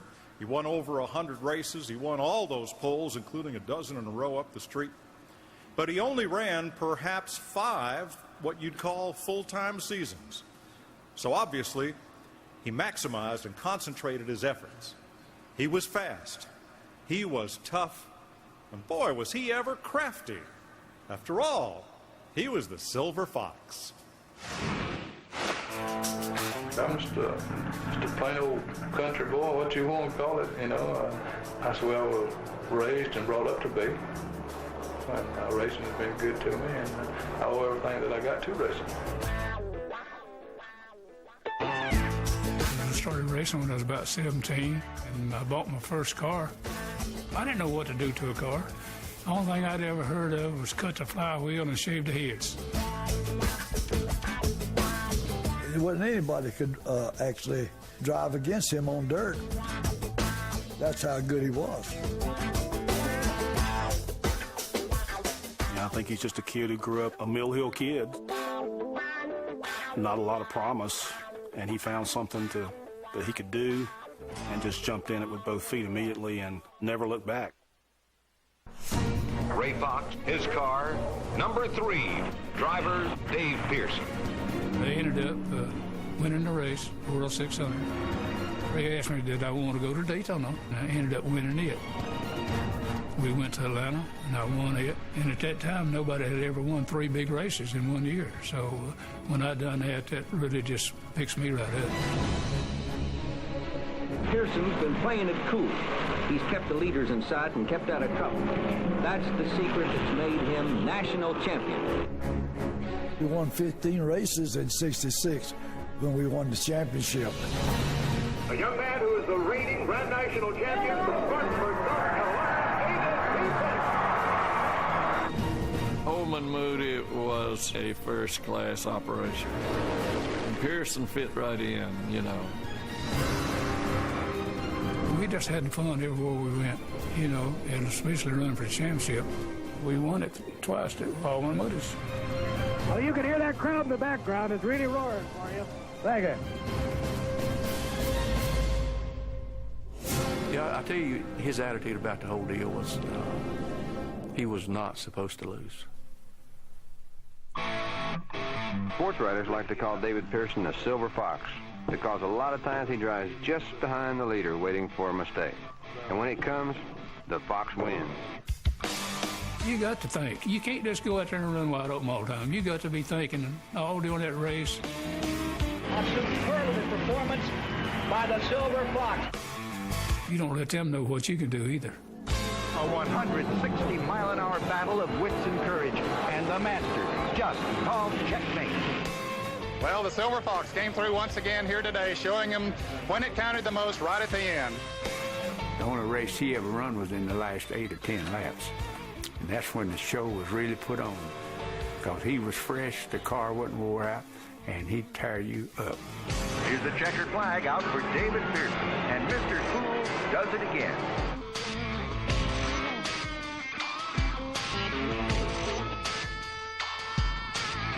And he was Mr. Cool with those sunglasses and, you know, with a stick of gum in his mouth. Sort of the Steve McQueen figure in the NASCAR garages. That's him to a T. I think he loved it. Well, I kissed him pretty good after the race, and my wife got all over me. I said, now look here, that's part of it. They want me to do that for the movie, for the picture, you know.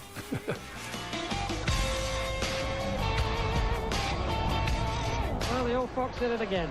Well, thank you, Dave. Listen, David Pearson didn't lead all the laps in NASCAR. He didn't lead the most laps.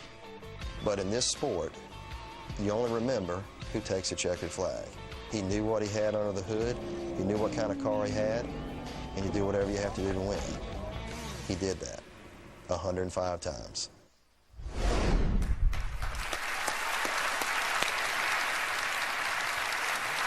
Here to induct David Pearson are two of his longtime associates and closest friends, including a Hall of Fame nominee.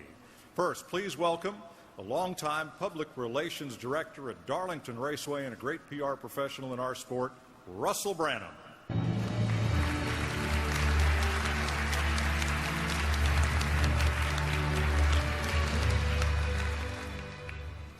Good evening.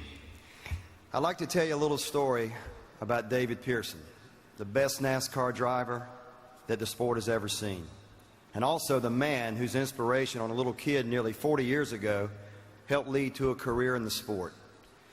About the time that David joined the Wood brothers, the boy, just 7, met the Silver Fox, and it marked the beginning of a journey that would personally be dear to him. For years, when David would fly to Darlington for the races, he would land at the kid's uncle's airport.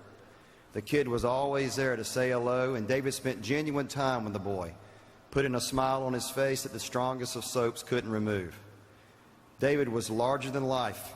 He had that Hollywood swagger, and he was the coolest of cool. Traveling to many races, the boy lived and breathed every lap with that red and white number 21. If something happened to David the kid was ready to leave. He could care less about seeing someone else win the race. After retirement, David won 2 Nationwide Series titles in '86 and '87 as an owner, in which his sons Larry, Ricky, and Eddie were the nucleus of the team. Unbelievably, the kid, now a young man, was hired as the team's PR rep and learned the Pearsons were good, humble, down-home people, much like his own family. And during that time, David made sure that there was never a dull moment. He was funny, passionate, blunt, in control, and had the same desire to win as he did when he was driving. The young man then went to work for Darlington Raceway, where his friendship with David grew, although the Fox almost got him fired one year. In what was supposed to be a slow ceremonial pre-race lap in streetcars, David and Cale Yarborough decided to go wide open, rocketing past the color guard, the anthem singer, and the pastor, who were just a few feet away from the track start-finish line. Asked why, David replied, "I wasn't going to let Cale outrun me. Plus, the preacher wouldn't let anything bad happen." Never tell an old race car driver to go slow. Over the last 12 years, the young man, now somewhat middle-aged, has worked with a Class Act driver in Jeff Burton, and at the same time has become very close friends with David Pearson. What he and many have learned is that David Pearson is the same man he was in his driving days and as a youngster. He never left his roots, never forgot where he grew up in that little mill village of Whitney, South Carolina. Back then, he was just David, mill worker, service station attendant, and body shop specialist. He was a self-made man who, through hard work, turned into a superstar, but he's always been the same guy at heart.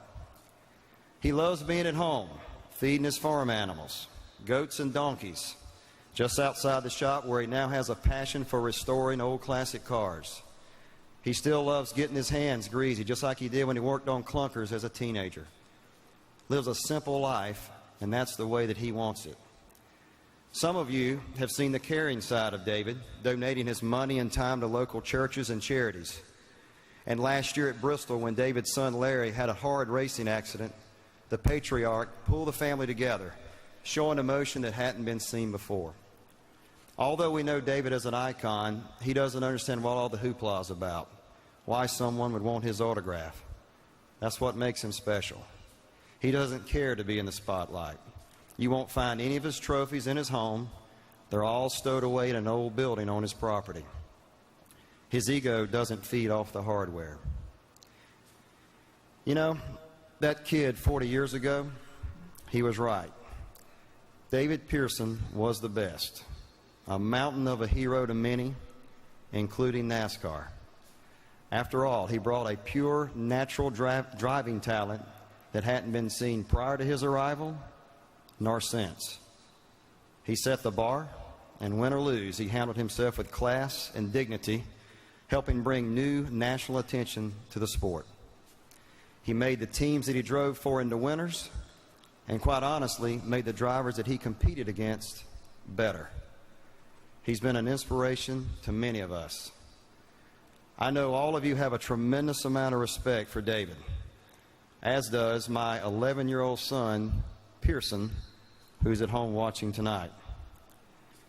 The Hall of Fame is for heroes.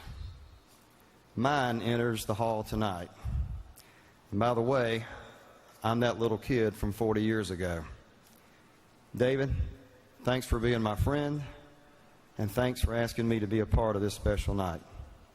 Thank you.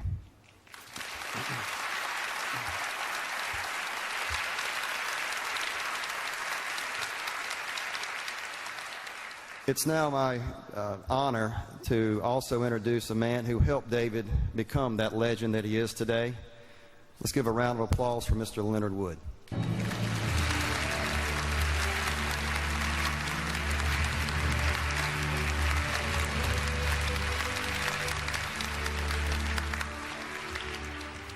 Good evening. I am very proud to be standing up here, and I want to thank NASCAR for what an awesome facility they got to recognize these guys. And the staff, I think, has done a wonderful job recognizing all the competitors in the past and present, and it'd certainly be worth your tour to go watch all that's in this Hall of Fame. It was a great honor to me when David called me and asked me if I would introduce him into the Hall of Fame. I told him I would be more than happy to do so. I want to congratulate all the other inductees, which are very worthy of being in here. And this next inductee is all you ever want in a race car driver. He had so much talent, takes the perfect line, knows when to back off, knows when to get on the accelerator to bring him off the corner with the most speed and carry him down the straightaway. He had such a great feel for what the car was doing. Always qualified faster than he practiced. I mean, 30 to 50 hundredths every time, every race he ever drove for us. He had more self-confidence than anybody I've ever seen, extremely determined, looked ahead, almost could sense danger, raced smart, easy on the brakes, never gave out, always had his competitors guessing and not letting him know what to expect until it was too late. And if your car wasn't running, you better work on it because it sure wasn't the driver.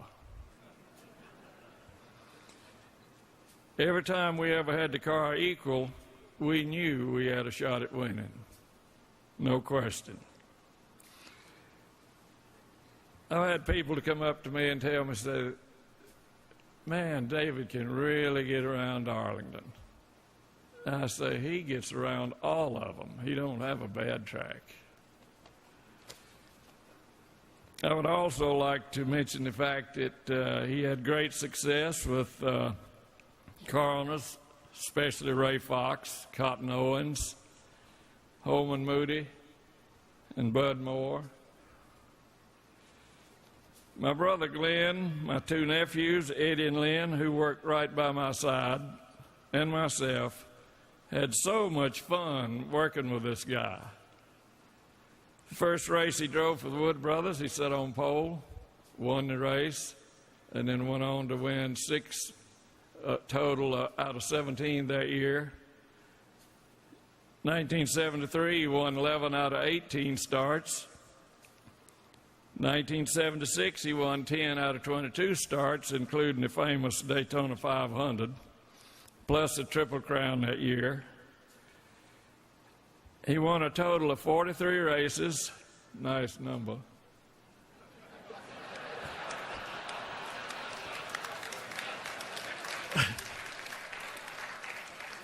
And 51 pole positions. We all had fun. He made it fun. I mean, you know, we have fun every time we get together yet. I mean, just every time he comes to visit, it's just so much fun having him. So Eddie and Lynn decided they would paint the car, this Daytona 500 car this year, the same paint scheme as used in famous 1976 Daytona 500. So they came to the media tour, and wait a minute, back up here. I got to tell you this story about he likes to pick, and he used to hide from me when he got ready to qualify, and then he'd get behind the car and watch me look for him. But usually after he did that, he always sat on pole. But this time we was at Darlington. Of course, we had a cigarette light in the car. And so he gets a good run off of 4, breezes by Buddy Baker to start-finish line, lighting a cigarette as he passes.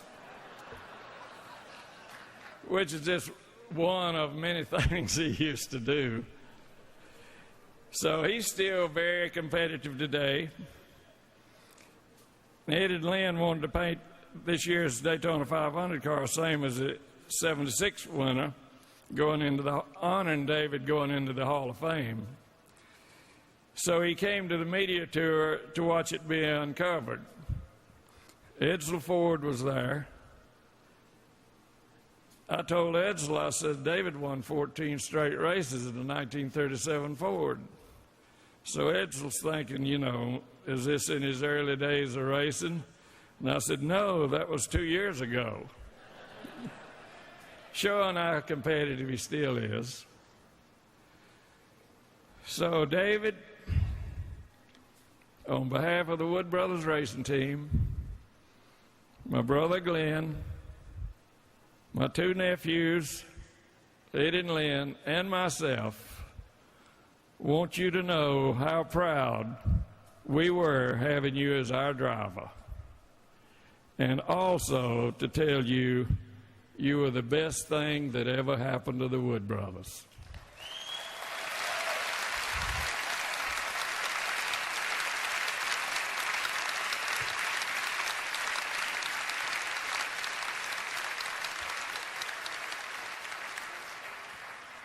And now it is my great pleasure to introduce to you the greatest driver in the history of NASCAR, Mr. David Pearson.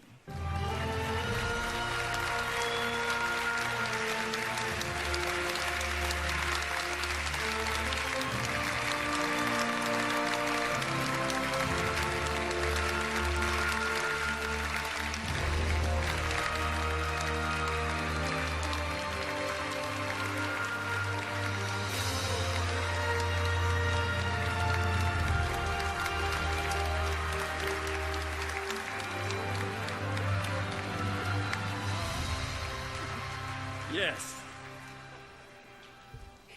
On this day, 23rd day of May, 2011, it is my honor to formally induct David Pearson into the NASCAR Hall of Fame and present him this inductee ring.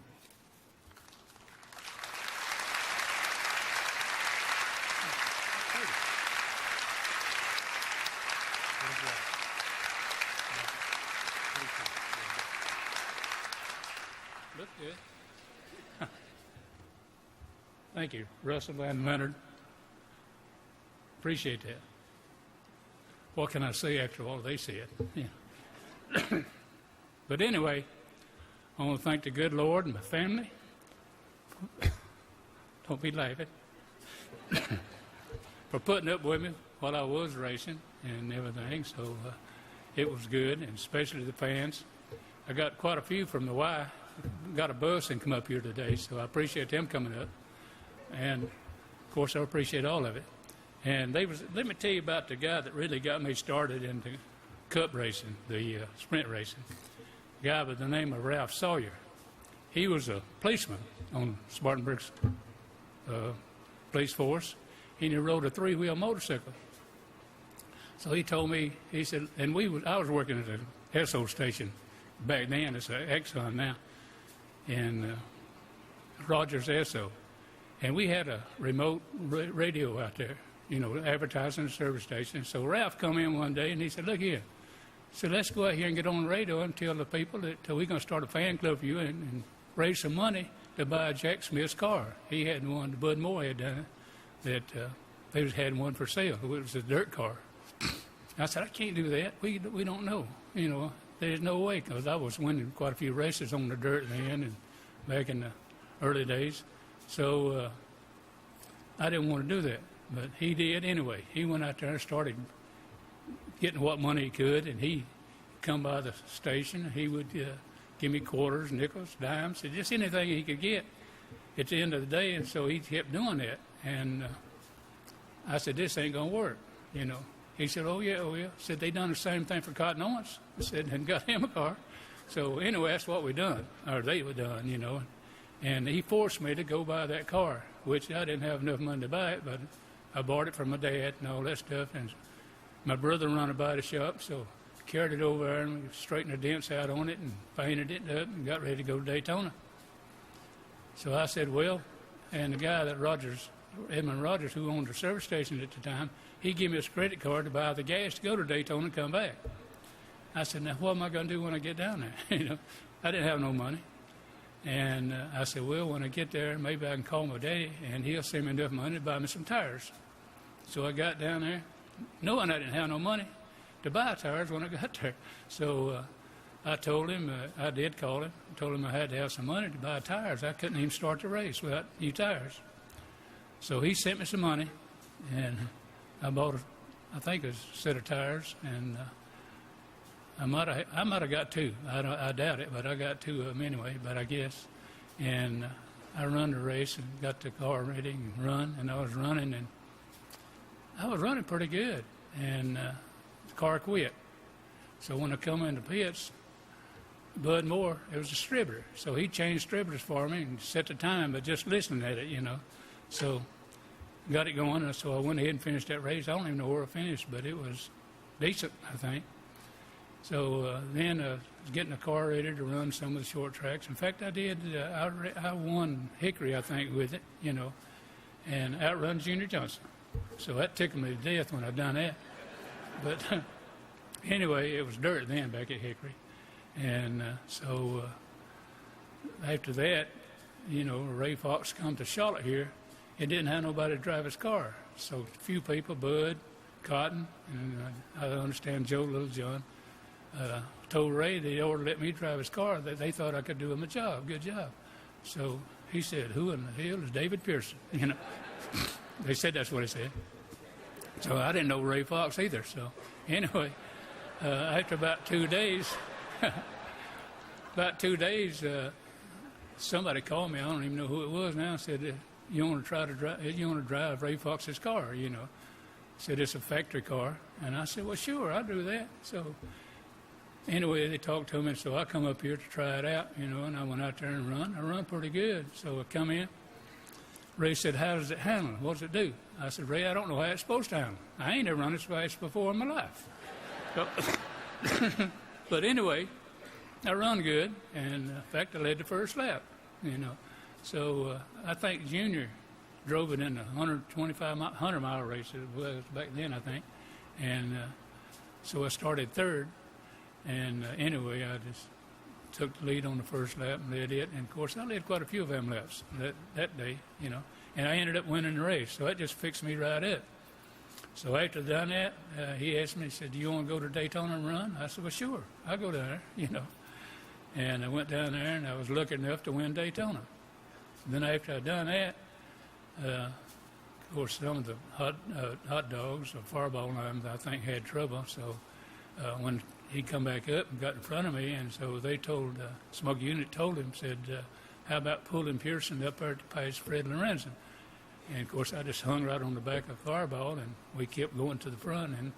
And when I got up to Fred, Fireball quit. He just pulled over, and I just went on and passed Fred and won that. So then after that, he wanted to know if I wanted to go to Atlanta. I said, sure. So we went to Atlanta and won that one, you know. And at that time, nobody had won 3 big races in 1 year. So that just fixed me right up, you know. So Ray was like in Daytona, and he didn't want to run too many races. He'd run 5 or 6 a year, I guess it was, you know. But anyway, he didn't want to run no more. And about that time, right before that, Cotton had signed up with Chrysler Corporation for him to run Dodges. So he called me and wanted to know if I wanted to run with him and would run more races. And that suited me fine. Yeah, I said, sure, I'll do that. So anyway, I went with Cotton, and we had good success. I won the championship with him in '66. Then we was running, and of course I won about 20-something races, I believe it was, with Cotton. And we was getting ready to go. Let me tell you what happened to us. The reason we broke up was we still the best of friends. In fact, I'll go get him every Sunday after the church, and we take him out to eat, everything, him and Dot. So anyway, like I say, we are the best of friends that they are. So I was going to Columbia to run on a dirt track. And so I went by Cotton's, and the truck and everything was sitting out there with the car up on it. And I said, where's Cotton? They said, he's going home to take a shower. I said, well, that's good. You know, of course, we'd all done took a shower. And so I said, we didn't know whether we need anything or not. And they said, yeah, so we need some ice for the cooler. I said, well, we'll just go get some. So they got in the car with me, and so we took off and went to the ice house and got a bag of ice, 50-cent bag of ice, I guess it was. So come back, and the truck was gone, and the car was gone. I said, he's done run off and left us, you know.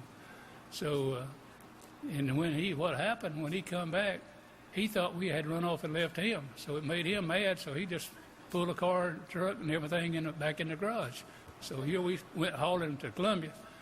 Got to Columbia, wasn't no Cotton. we didn't know where he was at, you know. So anyway, I didn't get to run Columbia. Then come back, and then the next day, I said, well, I'll go up here to the garage, see what happened, you know. And went up there, all the guys were standing on the outside. I said, what happened? What y'all doing out here? He said, he fired us, you know. That's just surely not, you know. So I went in there where he was at, and I said, what are you doing, firing everybody? He said, yeah, and if you don't like it, you can go too.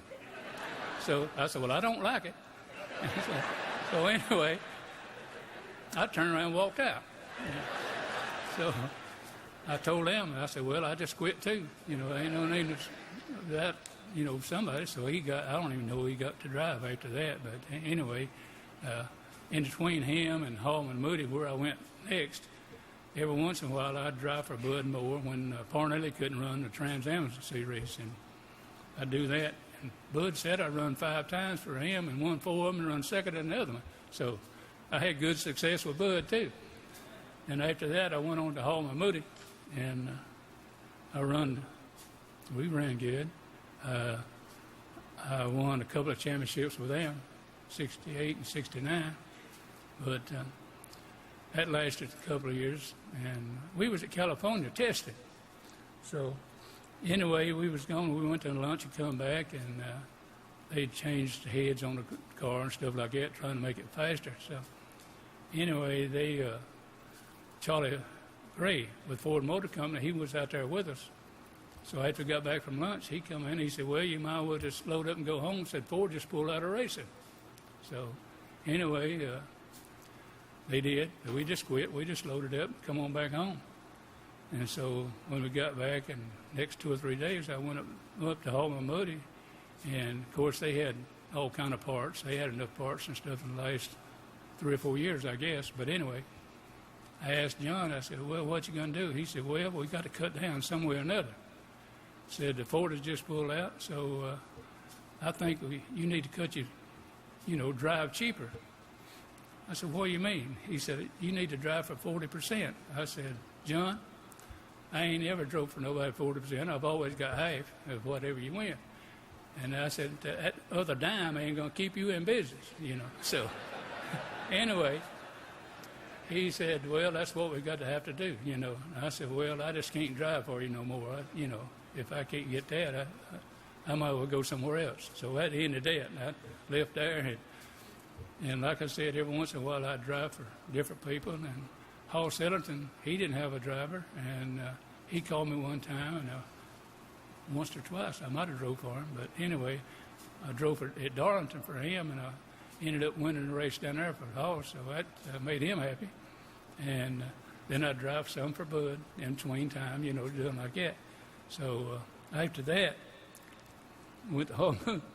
So I took, and after that I went with the Woods. Somehow or another, A.J. Falk drove for them, and they called me about running Daytona, and he's going to run 2 cars. So that was good, because I run with him and run with A.J., so it worked out good there. Of course, I think I outrun A.J., and so that made them happy. So anyway, they asked me the next year. They want to know if I wanted to run for them the next year. I said, well, sure, They said, you want A.J. to run? I said, well, no. I want to run by myself, But anyway, that's the way it happened, and I ended up running for them. And I tell you, I can't say enough good about them boys. And Leonard Wood, I'd have to say that is the smartest man in the world right there. If there's anything that needed that car needed,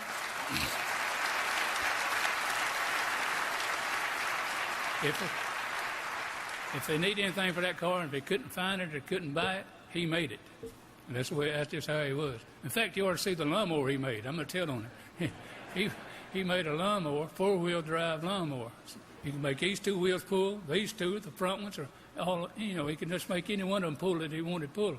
And it looks better than the one if you bought at a store. It is that nice. So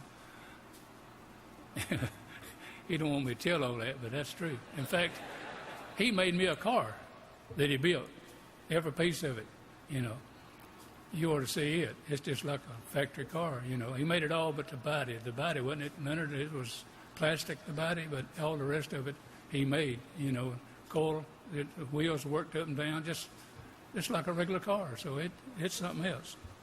But anyway, I appreciate them.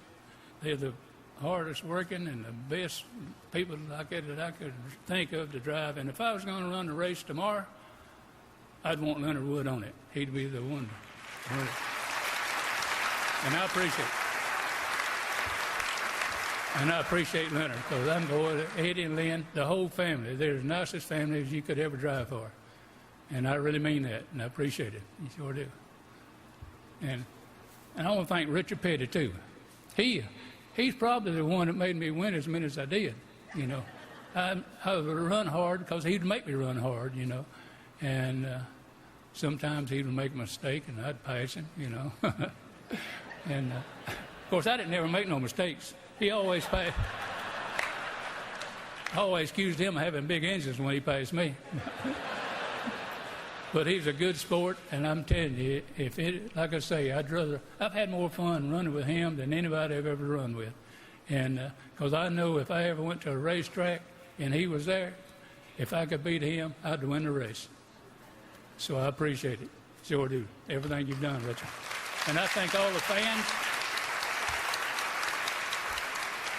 I appreciate it, and I thank all the fans that's here tonight.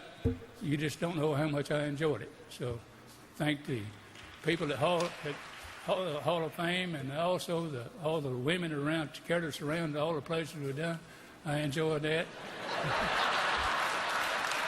I'm talking about the one that works here.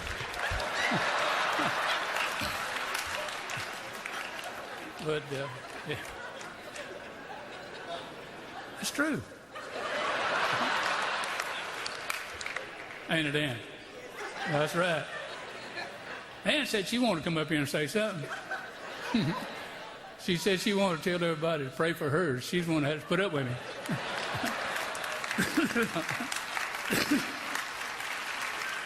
But I appreciate that. I sure do. And thank all of you. And I want to thank NASCAR. I had some good friends in NASCAR, and I had a close relationship with them, especially Jim Hunter and Jimmy France and Brian. I enjoyed them, and so thank you very much. And I'll see you later. Thank you.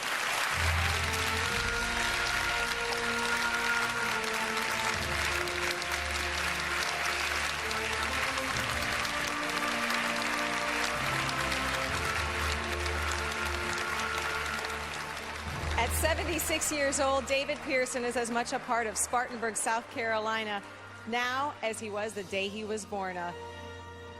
Tending to his goats and donkeys, he lives what he called the simple life, nicknamed for the ability to lay back, wait for his opportunity, and pounce like a fox. David, when you as a kid were climbing the trees outside Piedmont Interstate Fairgrounds to watch the races, you wanted to be in there. That's right. Could you have ever dreamed you'd be in here? No, I never did think I'd be here, but I did. I paid $25 to climb a tree to watch Cotton Owens and some of the guys run there. But, yeah, I enjoyed it. When as quick as I seen it running on dirt sideways, I said, that's what I'm going to do when I get big enough or old enough to quit school, to tell you the truth.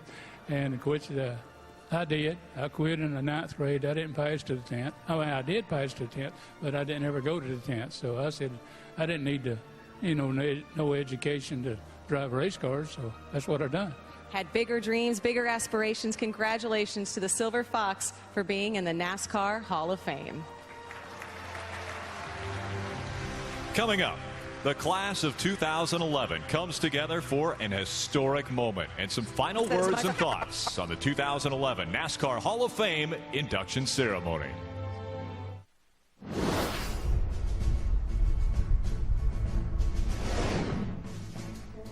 Speed's presentation of the NASCAR Hall of Fame induction ceremony from Charlotte is brought to you by Sunoco, the official fuel of NASCAR. Put the fuel of NASCAR in your car. By Lowe's Consumer Credit Card. Choose 5% off everything, every day when you use your Lowe's Consumer Credit Card.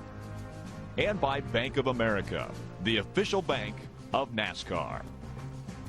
Now let's go back to the stage and Mike Joy.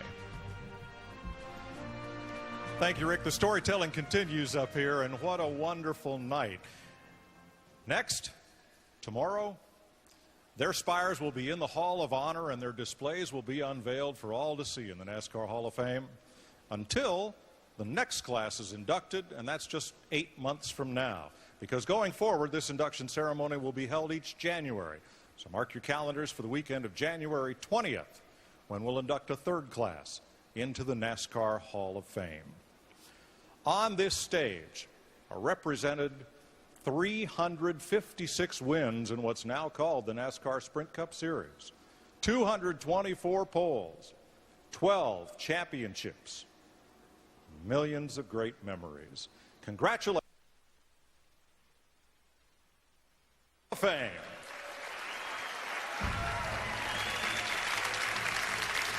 Thank you for being part of tonight's ceremony, and good evening.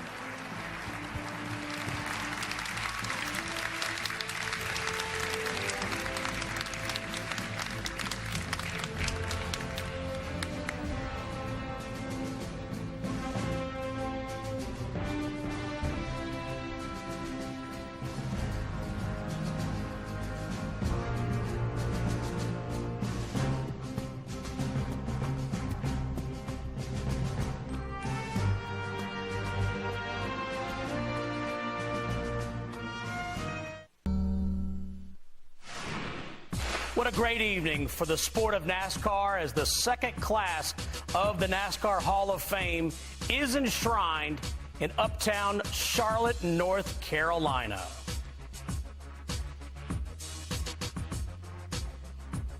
And hi, everybody. I'm Steve Burns. So glad you're with us, helping us recap a tremendous evening for the sport. Larry McReynolds, Randy Pemberton, my colleagues at Speed. And, you look at the evening, you got Ned Jarrett, Bobby Allison, David Pearson, Bud Moore. I mean, just giants of the sport. And Larry, you touched on something, I think, that NASCAR is helping bring the pioneers of the sport in, and in particular, David Pearson. Well, there's no question, and I saw a side of David Pearson tonight that I don't know that I've ever witnessed, and I worked there for 2 years. But the one thing that I did take away from tonight, Steve, and it's a little different from last year, where last year we only had 2 living inductees. This year we had 4.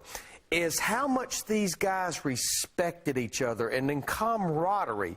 And quite honestly, all of those 4 inductees mentioned how much it meant to them to be inducted with these other gentlemen. That's a camaraderie actually I've seen ever since the announcement was made about these 5 inductees last fall. You know what I like to see about this, and I congratulate the Hall as well as NASCAR. They let these heroes, these gentlemen, stand up there and give us their sense of what their life was like, and they went through those and they told us stories, and I could appreciate that so much. We learned so much about the personalities that haven't in fact been in front of the cameras that much in recent years or decades, but it just shows the passion that these guys have, the compassion, the drive, the will to compete, and the humility that they demonstrate, and they're in the Hall of Fame. I mean, we have a lot to be thankful for and to learn from these gentlemen. And you're so right. Their individual speeches and the presenters, too, really gave us a feel for why these guys are champions and, in this case, members of the Hall of Fame.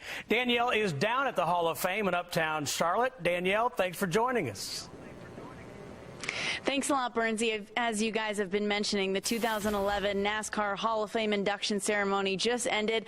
I've stepped outside the grand ballroom, just walked a couple feet down the hallway. I'm now in the media center, and we're awaiting all 4 of the inductees to stop by individually and share some of their great moments. And, of course, Maurice Petty will be honoring his father, Lee, tonight as well. I can't wait to hear what their favorite moments were from their speeches, because you got a deep sense of history and some of the serious moments, but there was also a lot of lighthearted moments too. And as you guys have touched on back in the studio, it wasn't really about rivalries tonight. It was about the love for each other. We know it's the crowning achievement for all of these men. They said that it was the greatest night of their lives. I can't wait to hear about it in more detail. And I also want to ask them, once these spotlights and honors go away and they get back home, what they're going to be doing then. So a lot more to recap right here from the Hall of Fame, folks, on Speed, so stay tuned. Bernsey, back to you. Thank you, Danielle. You know, guys, David Pearson, I want to start with him. He's a man of few words. It was so much fun to watch him. No necktie, just up there being David Pearson. Well, he was not a man of few words tonight. Not tonight. And the thing I've always known about David, as I mentioned, working with him for 2 years, if you didn't want to know what he thought, do not ask him. But I think Richard Petty said it best right before the induction of David. He said, I'm not here tonight to tell you he's the best race car driver there ever was, But I'm here to tell you he's the best I ever raced against. And I was just impressed. All of his buddies from the Y in Spartanburg rented a bus and drove up for the induction of their buddy David Pearson. Well, you know, in many ways, their rivalry, David Pearson and Richard Petty, helped put the sport of NASCAR on the map, define the sport, if you will. Here's what David said to his good friend and competitor, Richard Petty. And I want to thank Richard Petty, too. He's probably the one that made me win as many as I did, you know. I would run hard because he'd make me run hard, you know. And sometimes he would make a mistake and I'd pass him, you know. And, of course, I didn't never make no mistakes. He always passed. I always accused him of having big engines when he passed me. I love the ease of these guys being able to, you know, to jab one another. Because, you know, back in the day, they went at it, you know, tooth and nail. I mean, they were fierce, ferocious competitors. And as David said, you know, every time he passed him, he knew he'd done something, you know. One of the more touching moments of the evening, I thought, was when Bud Moore, decorated World War II veteran, walked off stage. And Chris Devoda actually reached out and shook his hand and thanked him for his service to our country. A wonderful moment for a wonderful guy. Yeah, I mean, he went on the beaches of Normandy on D-Day, and during serving our country, Bud Moore was injured 5 times, and how he got a lot of his mechanical skills was working on vehicles when he was in the military. And you have to believe that the drive that instilled in a Bud Moore at 18 years old, landing in the water goes up over his head, going to the beach, and having to fight, and we all know what that war was like, particularly at that moment. It was a difficult time, but Bud Moore then went on to win 5 Purple Hearts. I mean, this guy gave his life, his service, and everything to this country, and then went on to provide us with great enjoyment as a car owner in this sport. And Larry, you worked with Davey Allison, and you know, it's so wonderful that Bobby was inducted, but then the poignant moments about losing Davey in a helicopter crash, his son Clifford in a practice crash at Michigan. You know, and Bobby was on the show last week, and I made the point, racing has given you a lot, but it's also taken a lot from you and your family. Well, and I think Donnie said this. Donnie Allison said this as he inducted him. I don't know how parents like Bobby and Judy Allison endure one of the tragedies that they went through, much less 2 of them. But I think Donnie also said it best. For the fans, no question, Bobby Allison, the most beloved driver that we've ever had and possibly ever will have. And, Randy, not to overlook either Lee Petty, the one who was honored posthumously. And I thought it was interesting that so many people, including Richard, said, my daddy should have been in here before me. Absolutely. You know, and when you look way back to Lee Petty, you have to remember, this man did not even start driving until he was 35 years old. And what I think was key for him that we should look at is he was the first of his kind to drive a race car and make a living for not only himself but his family. And we know what family has meant to this sport. He was the one that set that, you know, set the benchmark for that, and a lot of people have pursued that after that, you know. And then, quite honestly, you take a look at Ned Jarrett. Yeah, certainly because of his driving career, but I know as a fan, before I came to Sprint Cup, I watched Ned Jarrett. He had that calming voice. You believed in what he was telling you. Well, so many great stories to talk about, and Danielle has more interviews from the Hall of Fame. Stay with us here on Speed.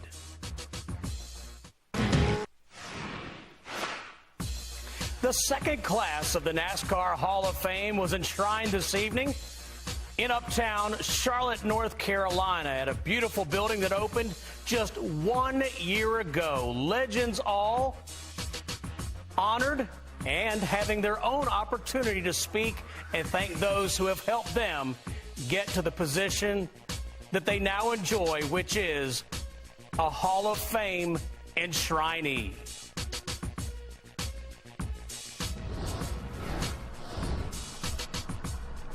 And hi, everyone. Welcome to the NASCAR Hall of Fame recap show. I'm Steve Burns. What a great night for the sport. The second class, Lee Petty, Ned Jarrett, Bobby Allison, David Pearson, and Bud Moore. Here to help us tell some of the stories and talk you through this great night, my colleagues and friends Larry McReynolds and Randy Pemberton. And, you know, guys, when you think about the Hall of Fame, you think about, we tend to look at numbers. We tend to look at wins. But I think what I got from this evening was the character of these men and overcoming adversity and persevering. You really got a good sense of who these guys are. Well, and I think Randy kind of said it a while ago that for the most part, these men raced in the beginning to put food on the table. That's exactly what the Petty family said about Lee Petty. He didn't race for the trophies. He didn't race for the glory of winning. He raced to provide a living for his family, and I just found that very impressive. Yeah, I think we can all learn from that, because we live this sport today, and it's so flashy and so big, and it's so entertaining, and there's so much going on that we sometimes forget the people that helped make it what it is today. And those 5 men enshrined tonight were a big part of what has made this sport such a big deal today. I thought it interesting, too, guys, that Richard Petty himself and other members of the Petty family said that Lee actually, they thought, should have been enshrined before Richard was 1 year ago. No, Richard said that from the very beginning when it was announced that he was going to be in that first class. And I had the pleasure of talking to Maurice Petty about his dad, Lee. And of course, back in the day, you know, it was not unheard of for Petty Enterprises with Richard driving to win 10 or 12 races in a row. And he would comment a little bit when they would come home with the trophy from winning. But if they won 10 in a row and then the next week ran second, he was down there saying, I want to know what's wrong, boys. What happened? I don't care about those 10 races you won. You just lost this, and I want to know what we can do to get better. Well, here are some of the comments from Richard Petty speaking about his father, Lee, earlier this evening. I just want to say thank you for everybody here that voted on Dad. And, you know, hopefully, you know, he's up there somewhere and saying, okay, you know, I know that I'd get there. Might have to push somebody out of the way to get there. But so, again, thank you all. And, you know, Randy, your brother Robin, Steve Meal, so many crew chiefs that we have seen today or come through the sport went through what we call Petty University. A lot of people, and it was, they churned out a lot of great mechanics, as Larry very well knows, and ultimately came to be car owners. And a little story about myself being able to go there when my older brother Robin first went there in 1979. I was like 19 or 20, and had the opportunity to go into that race shop. And when Lee would walk in, it went like fire through that garage. Lee boy is here. Lee is here. And I used to say, where do I need to go? In the bathroom or what? Because he would just make you nervous. He came over to me one time. He goes, you know what's going on over there? Do you see that? I said, I don't know. He said, okay, you're all right. That was it. Well, Randy and I took cameras in there years ago, and Lisa, well, get these cameras out of here. They can't be shit. He was classic. Oh, he was classic. He was. Well, a NASCAR driver first, and then a heck of a broadcaster, too. Gentleman Ned, as he was called, had a short but impressive racing career, 2 Cup titles, and 50 wins. And he always made it home to be with the family. We'll discuss Ned Jarrett's night when we return. Stay with us here on Speed. I appreciate it, and I thank all the fans that's here tonight. You just don't know how much I enjoyed it. So thank the people at the Hall of Fame, and also all the women around, carried us around to all the places we've done. I enjoyed that. I'm talking about the one that works here.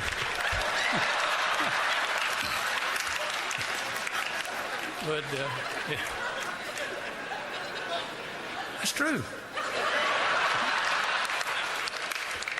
Ain't it, Annie? That's right. Annie said she wanted to come up here and say something. She said she wanted to tell everybody to pray for her. She's the one that had to put up with me.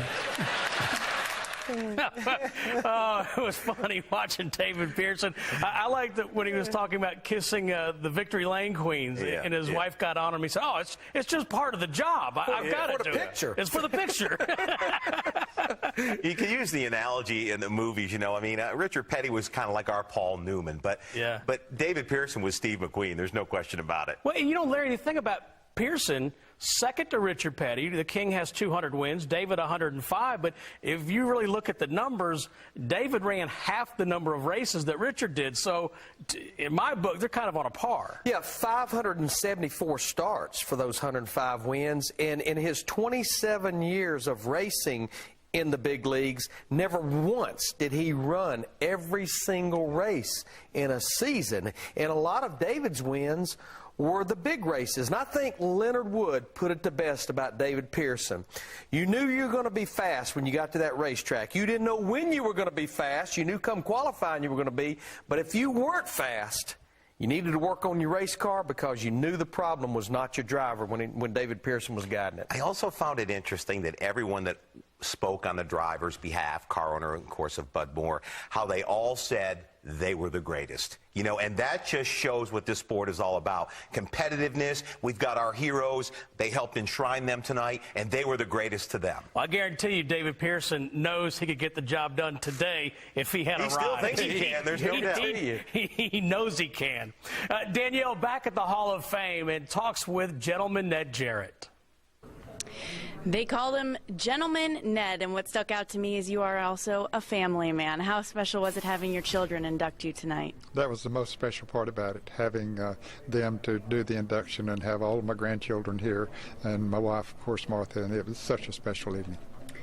When this Hall of Fame was announced, you said that you wanted to stay in good health so someday you could enjoy this moment. You talked about some of your health ailments. Was it all worth it? It was all worth it, no question about it. I've had to work extremely hard, but thank God for giving me the willpower to do that and the resources to be able to do it. And, you know, when you set a goal and work hard towards it, it makes it so much better when you get there. And this has come to a very special end as far as that particular goal is concerned, is to be here tonight and enjoy the induction ceremony and to be here talking to you. What stuck out to me was not only your sense of family, but your sense of community. What will you be doing now when you go back to Hickory, North Carolina? I know you stay very busy, and today was Ned Jarrett Day. Well, we appreciate all that the city leaders or county and the whole community really have been behind our whole family for many years, and we appreciate that. We have some charity events coming up next weekend, and then the week after that we have the Greater Hickory Classic at Rock Barn that we'll be participating in. I'm the honorary chairman of the tournament, and so have a lot to look forward to. His wife Martha says that he's been in her Hall of Fame for the past 50 years. A wonderful night for Ned Jarrett. And he is a great family man. And Randy and I had the privilege of working with Ned on the original Inside NASCAR starting back in 1985. Now, he's a great guy, and he taught Randy and I a lot about the sport, but he's also a fierce competitor. Larry, he told us a story that he and his wife, Martha, would travel a lot with Junior Johnson and his then wife, Flossie. And after the races, they would go eat. You know, they'd travel together. Well, Junior had wrecked Ned on the backstretch on a short track one particular evening, and they pulled into the restaurant, and they go in to have dinner. Ned never left the car. He said, I'm not eating with him. I don't care what y'all have. I'll be sitting right here. But you know, I don't think you can say enough about what a gentleman that Ned Jarrett was. You know, before I started doing broadcasting full-time in 2001 for Fox and for Speed, I did some things for what was then TNN and TBS, and Ken Squire actually got me to go to Homestead Miami Speedway for the Nationwide Series in the late 90s for a couple of CBS races. Scared to death. But I still remember doing that with Mike Joy and with Ned Jarrett, and how Ned Jarrett wrapped his arm around me and just made me feel part of it right from the beginning and gave me that comfort level that once I started working with him, I had no more fears about doing the broadcast. You know, Randy, I can remember him introducing us. I mean, he treated everybody the same. Track presidents, executives with R.J. Reynolds. You know, he opened the door for Randy and I. We were, you know, kids in our 20s at that time. And if it weren't for Ned, we probably wouldn't be sitting here today. And we talked a lot about what all the rest of these drivers and personalities have done for the race fans. Ned was just wavering for what he would do to race fans. When we would go to shoot certain segments or whatever, he would sign every single autograph. He would never turn someone down. He really understood what the common bond was and the thread that held this sport together. And, you know, he took it to the next level. And obviously, when you look at Glenn and you look at Dale and you look at Patty, obviously it's hereditary. He passed it on to his children. And let's not overlook his numbers. His numbers were pretty good. Here's a man that retired at in his prime, 34, 35 years old. We talked about Lee Petty, you know, 35 years old. Started. He retired when he was 34, 35 years old. What could he have done? And won that 65 Southern 500 by, I think, 14 laps. That's exactly right. Well, up next, we talk about one of the greatest drivers of all time, Bobby Allison, a man who won at least one race in 20 of his 25 years, including his last win holding off his son, Davey, to capture the 1988 Daytona 500. A beautiful early summer evening in uptown Charlotte, North Carolina, where the second class of the NASCAR Hall of Fame was enshrined this evening. And Steve Burns back with Larry McReynolds and Randy Pemberton. And, you know, Larry, you worked with Davey Allison, so I know you have strong ties to the Allison family. What a strong character Bobby Allison is. And a dedicated and a committed individual. You know, Steve, we talked about him on Race Hub last week. You know, there's nothing about the race car that Bobby Allison didn't know about. And he didn't know the word can't. I mean, I've seen him take race cars that probably should have been junked out, never take them back to the racetrack, and he would figure out not only how to fix them, but how to make them better and go out and win with them the next time he'd show up with it. Randy, Bobby referred to himself as a renegade, but I mean, he was one of the classiest drivers I ever had the pleasure of interviewing or meeting or just socializing with. Absolutely was, and going back real quick on that, I remember the first time I came into the sport, not to talk about just how he related to us, but he took me through the garage area and literally interviewed drivers. He said, "You're new here, aren't you? Let me show you how this is done." And that helped a lot, too. But going back to him on the racetrack, you know, he did it his way, and he always wanted to do it his way. And when it was all said and done, I think he's happy with that. He could live with that. He probably could have won more races, stepped away from a lot of rides, didn't agree with a lot of people, and ruffled some feathers. But the bottom line is, Bobby Allison did it his way, and he ended up in the Hall of Fame. There's layers of PR reps in the sport now, and I remember Bobby walking up to us at Riverside, California. "You need me for anything?" Yeah. Imagine that. Yeah. Well, his brother Donnie, a fierce competitor on the racetrack and a strong brother to Bobby Allison, but he had a few funny words too. Here's Donnie. Probably one of the most memorable races you saw a picture of a little bit ago was the 88 Daytona 500 when he won and Davey run second. And a lot of people asked Bobby, "Well, why didn't you let Davey win? He's your son." Well, I'm here to tell you, friends, he wouldn't have let his mother win. Nobody knew that any better than Davey Allison. I can guarantee you that as he was racing his dad. But, you know, Randy hit on it. He did it his way. I mean, yeah, the 84 wins, he'll still tell you. 85, yes. 14 different owners. I don't know of anybody, including himself, that he drove for that he didn't get them to victory lane. He did, including the last teams that he ran for, and then Dygard back in like 83. Remember when Greg Sachs drove along with him? He didn't like that. He walked away from the deal. And we may have seen a first tonight. I don't know if he's ever apologized to Junior Johnson for leaving him after 1 year when he saw a little bit greener grass across the field. Very there. Interesting. Yeah, a young Steve Burns walked up to Bobby Allison in Daytona in July that same weekend. I said, "Can I ask you about your two-car team?" He goes, "I didn't sign up for a two-car team." That's it. He quit the next week. Daniel Trotta caught up afterwards with Bobby Allison. 2011 Hall of Fame inductee Bobby Allison with me now. And earlier tonight on NASCAR Race Hub, I said he had 84 career wins. He said, "Oh no, the record books have it wrong. I actually have 85. I said I'd give him the chance to explain. What's the difference in that one win? Well, back in 1971, they couldn't get full fields of cars at some of the short tracks. And so they let the Grand American cars fill in the back of the pack, or they thought fill in the back. And Tiny Lund won 2 races, which included the 400 at North Wilkesboro and the race at Hickory. And I took Melvin Joseph's little Mustang and won over at Winston-Salem Bowman Gray Stadium. And, you know, I thought for a year or two it counted, and all of a sudden they dropped it out of the record, you know, we're busy doing things, and so you just think about something. And I just thought they gave the win to Richard Petty. He had run second to me that night, and I thought they gave the win to Richard Petty, and the Pope's not going to take a race away from Richard Petty, and so it's gone. The Pope or the President. Or the President. I stand corrected. We're going to give 85 wins to Bobby Allison, and one of my favorite speeches tonight was from his brother, Donnie Allison. Very touching what he said to you. Yeah, Donnie, you know, he's been a real brother for all those years. We've done a lot of things together. We've had to get mad at each other and have a little disagreement here and there along the way, but we've always come right back together and worked on whatever the problem was and helped each other advance.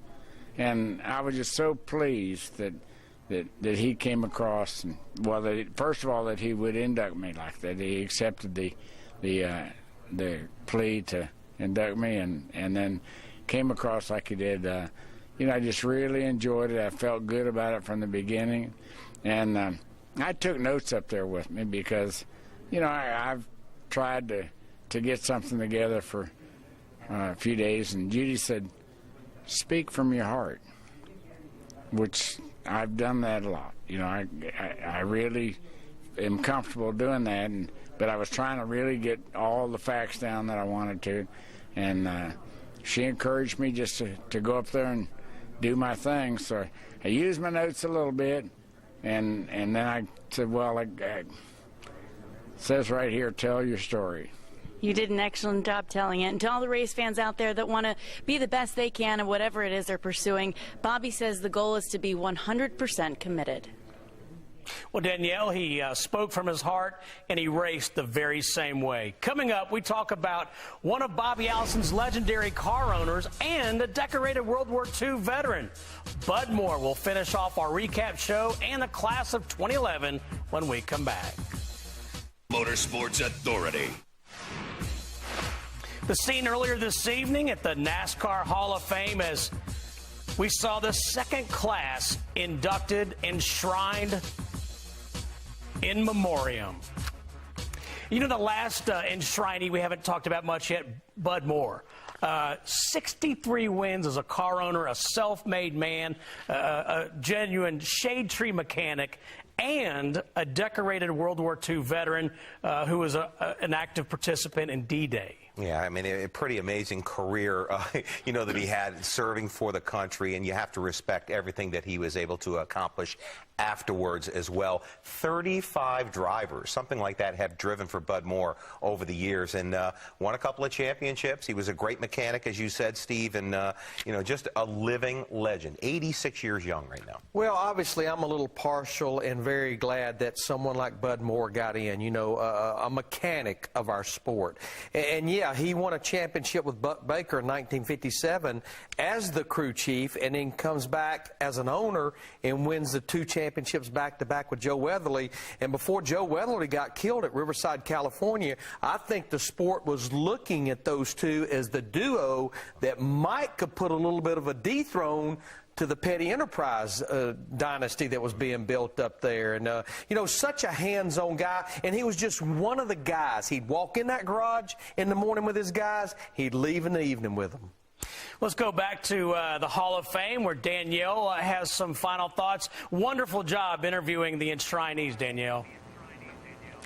Thank you so much, Steve. A real highlight for me. And you know what really strikes me is just 2 nights ago, we were celebrating the current stars of our sport during the All-Star Race on Speed. And tonight, we went a little bit more old school and celebrated the original stars of our sport. But what's so great is that they were all mixing and mingling together. We saw Kurt Busch sitting right next to Junior Johnson. I spoke with Joey Logano before the ceremony. He said that Bobby and Donnie Allison have been his personal mentors since he was 9 years old. He says that these guys taught him how to live his life right on and off the racetrack, and that they still watch the sport that we love each and every Sunday. It's been great to follow them, and I can't wait till June 14th when we find out the next 5 men that will be inducted. Steve? Thanks very much, Danielle. You know, Danielle's going to talk to Jimmy Johnson on NASCAR Race Hub tomorrow, and I love the respect that Jimmy Johnson has for the enshrinees. He said, hey, don't even talk to me about the Hall of Fame. I'm here to honor these guys. And you think about the guys that have not gotten in yet. How about guys like Cale Yarborough, Darrell Waltrip, Red Byron, Tim Flock, Buck Baker? You can go on, Fireball Roberts, Herb Thomas, Curtis Turner. There's a lot of people on this list that are living legends and legends of the past, Larry. Yeah, and if you put Darrell in, you got to put Cale. If you put Cale in, you got to put Darrell. And the wonderful thing about that list you just read, it's what makes the Hall of Fame Absolutely. so special. Well, thanks for being with us, folks. Hope you enjoyed the 2012 Hall of Fame special.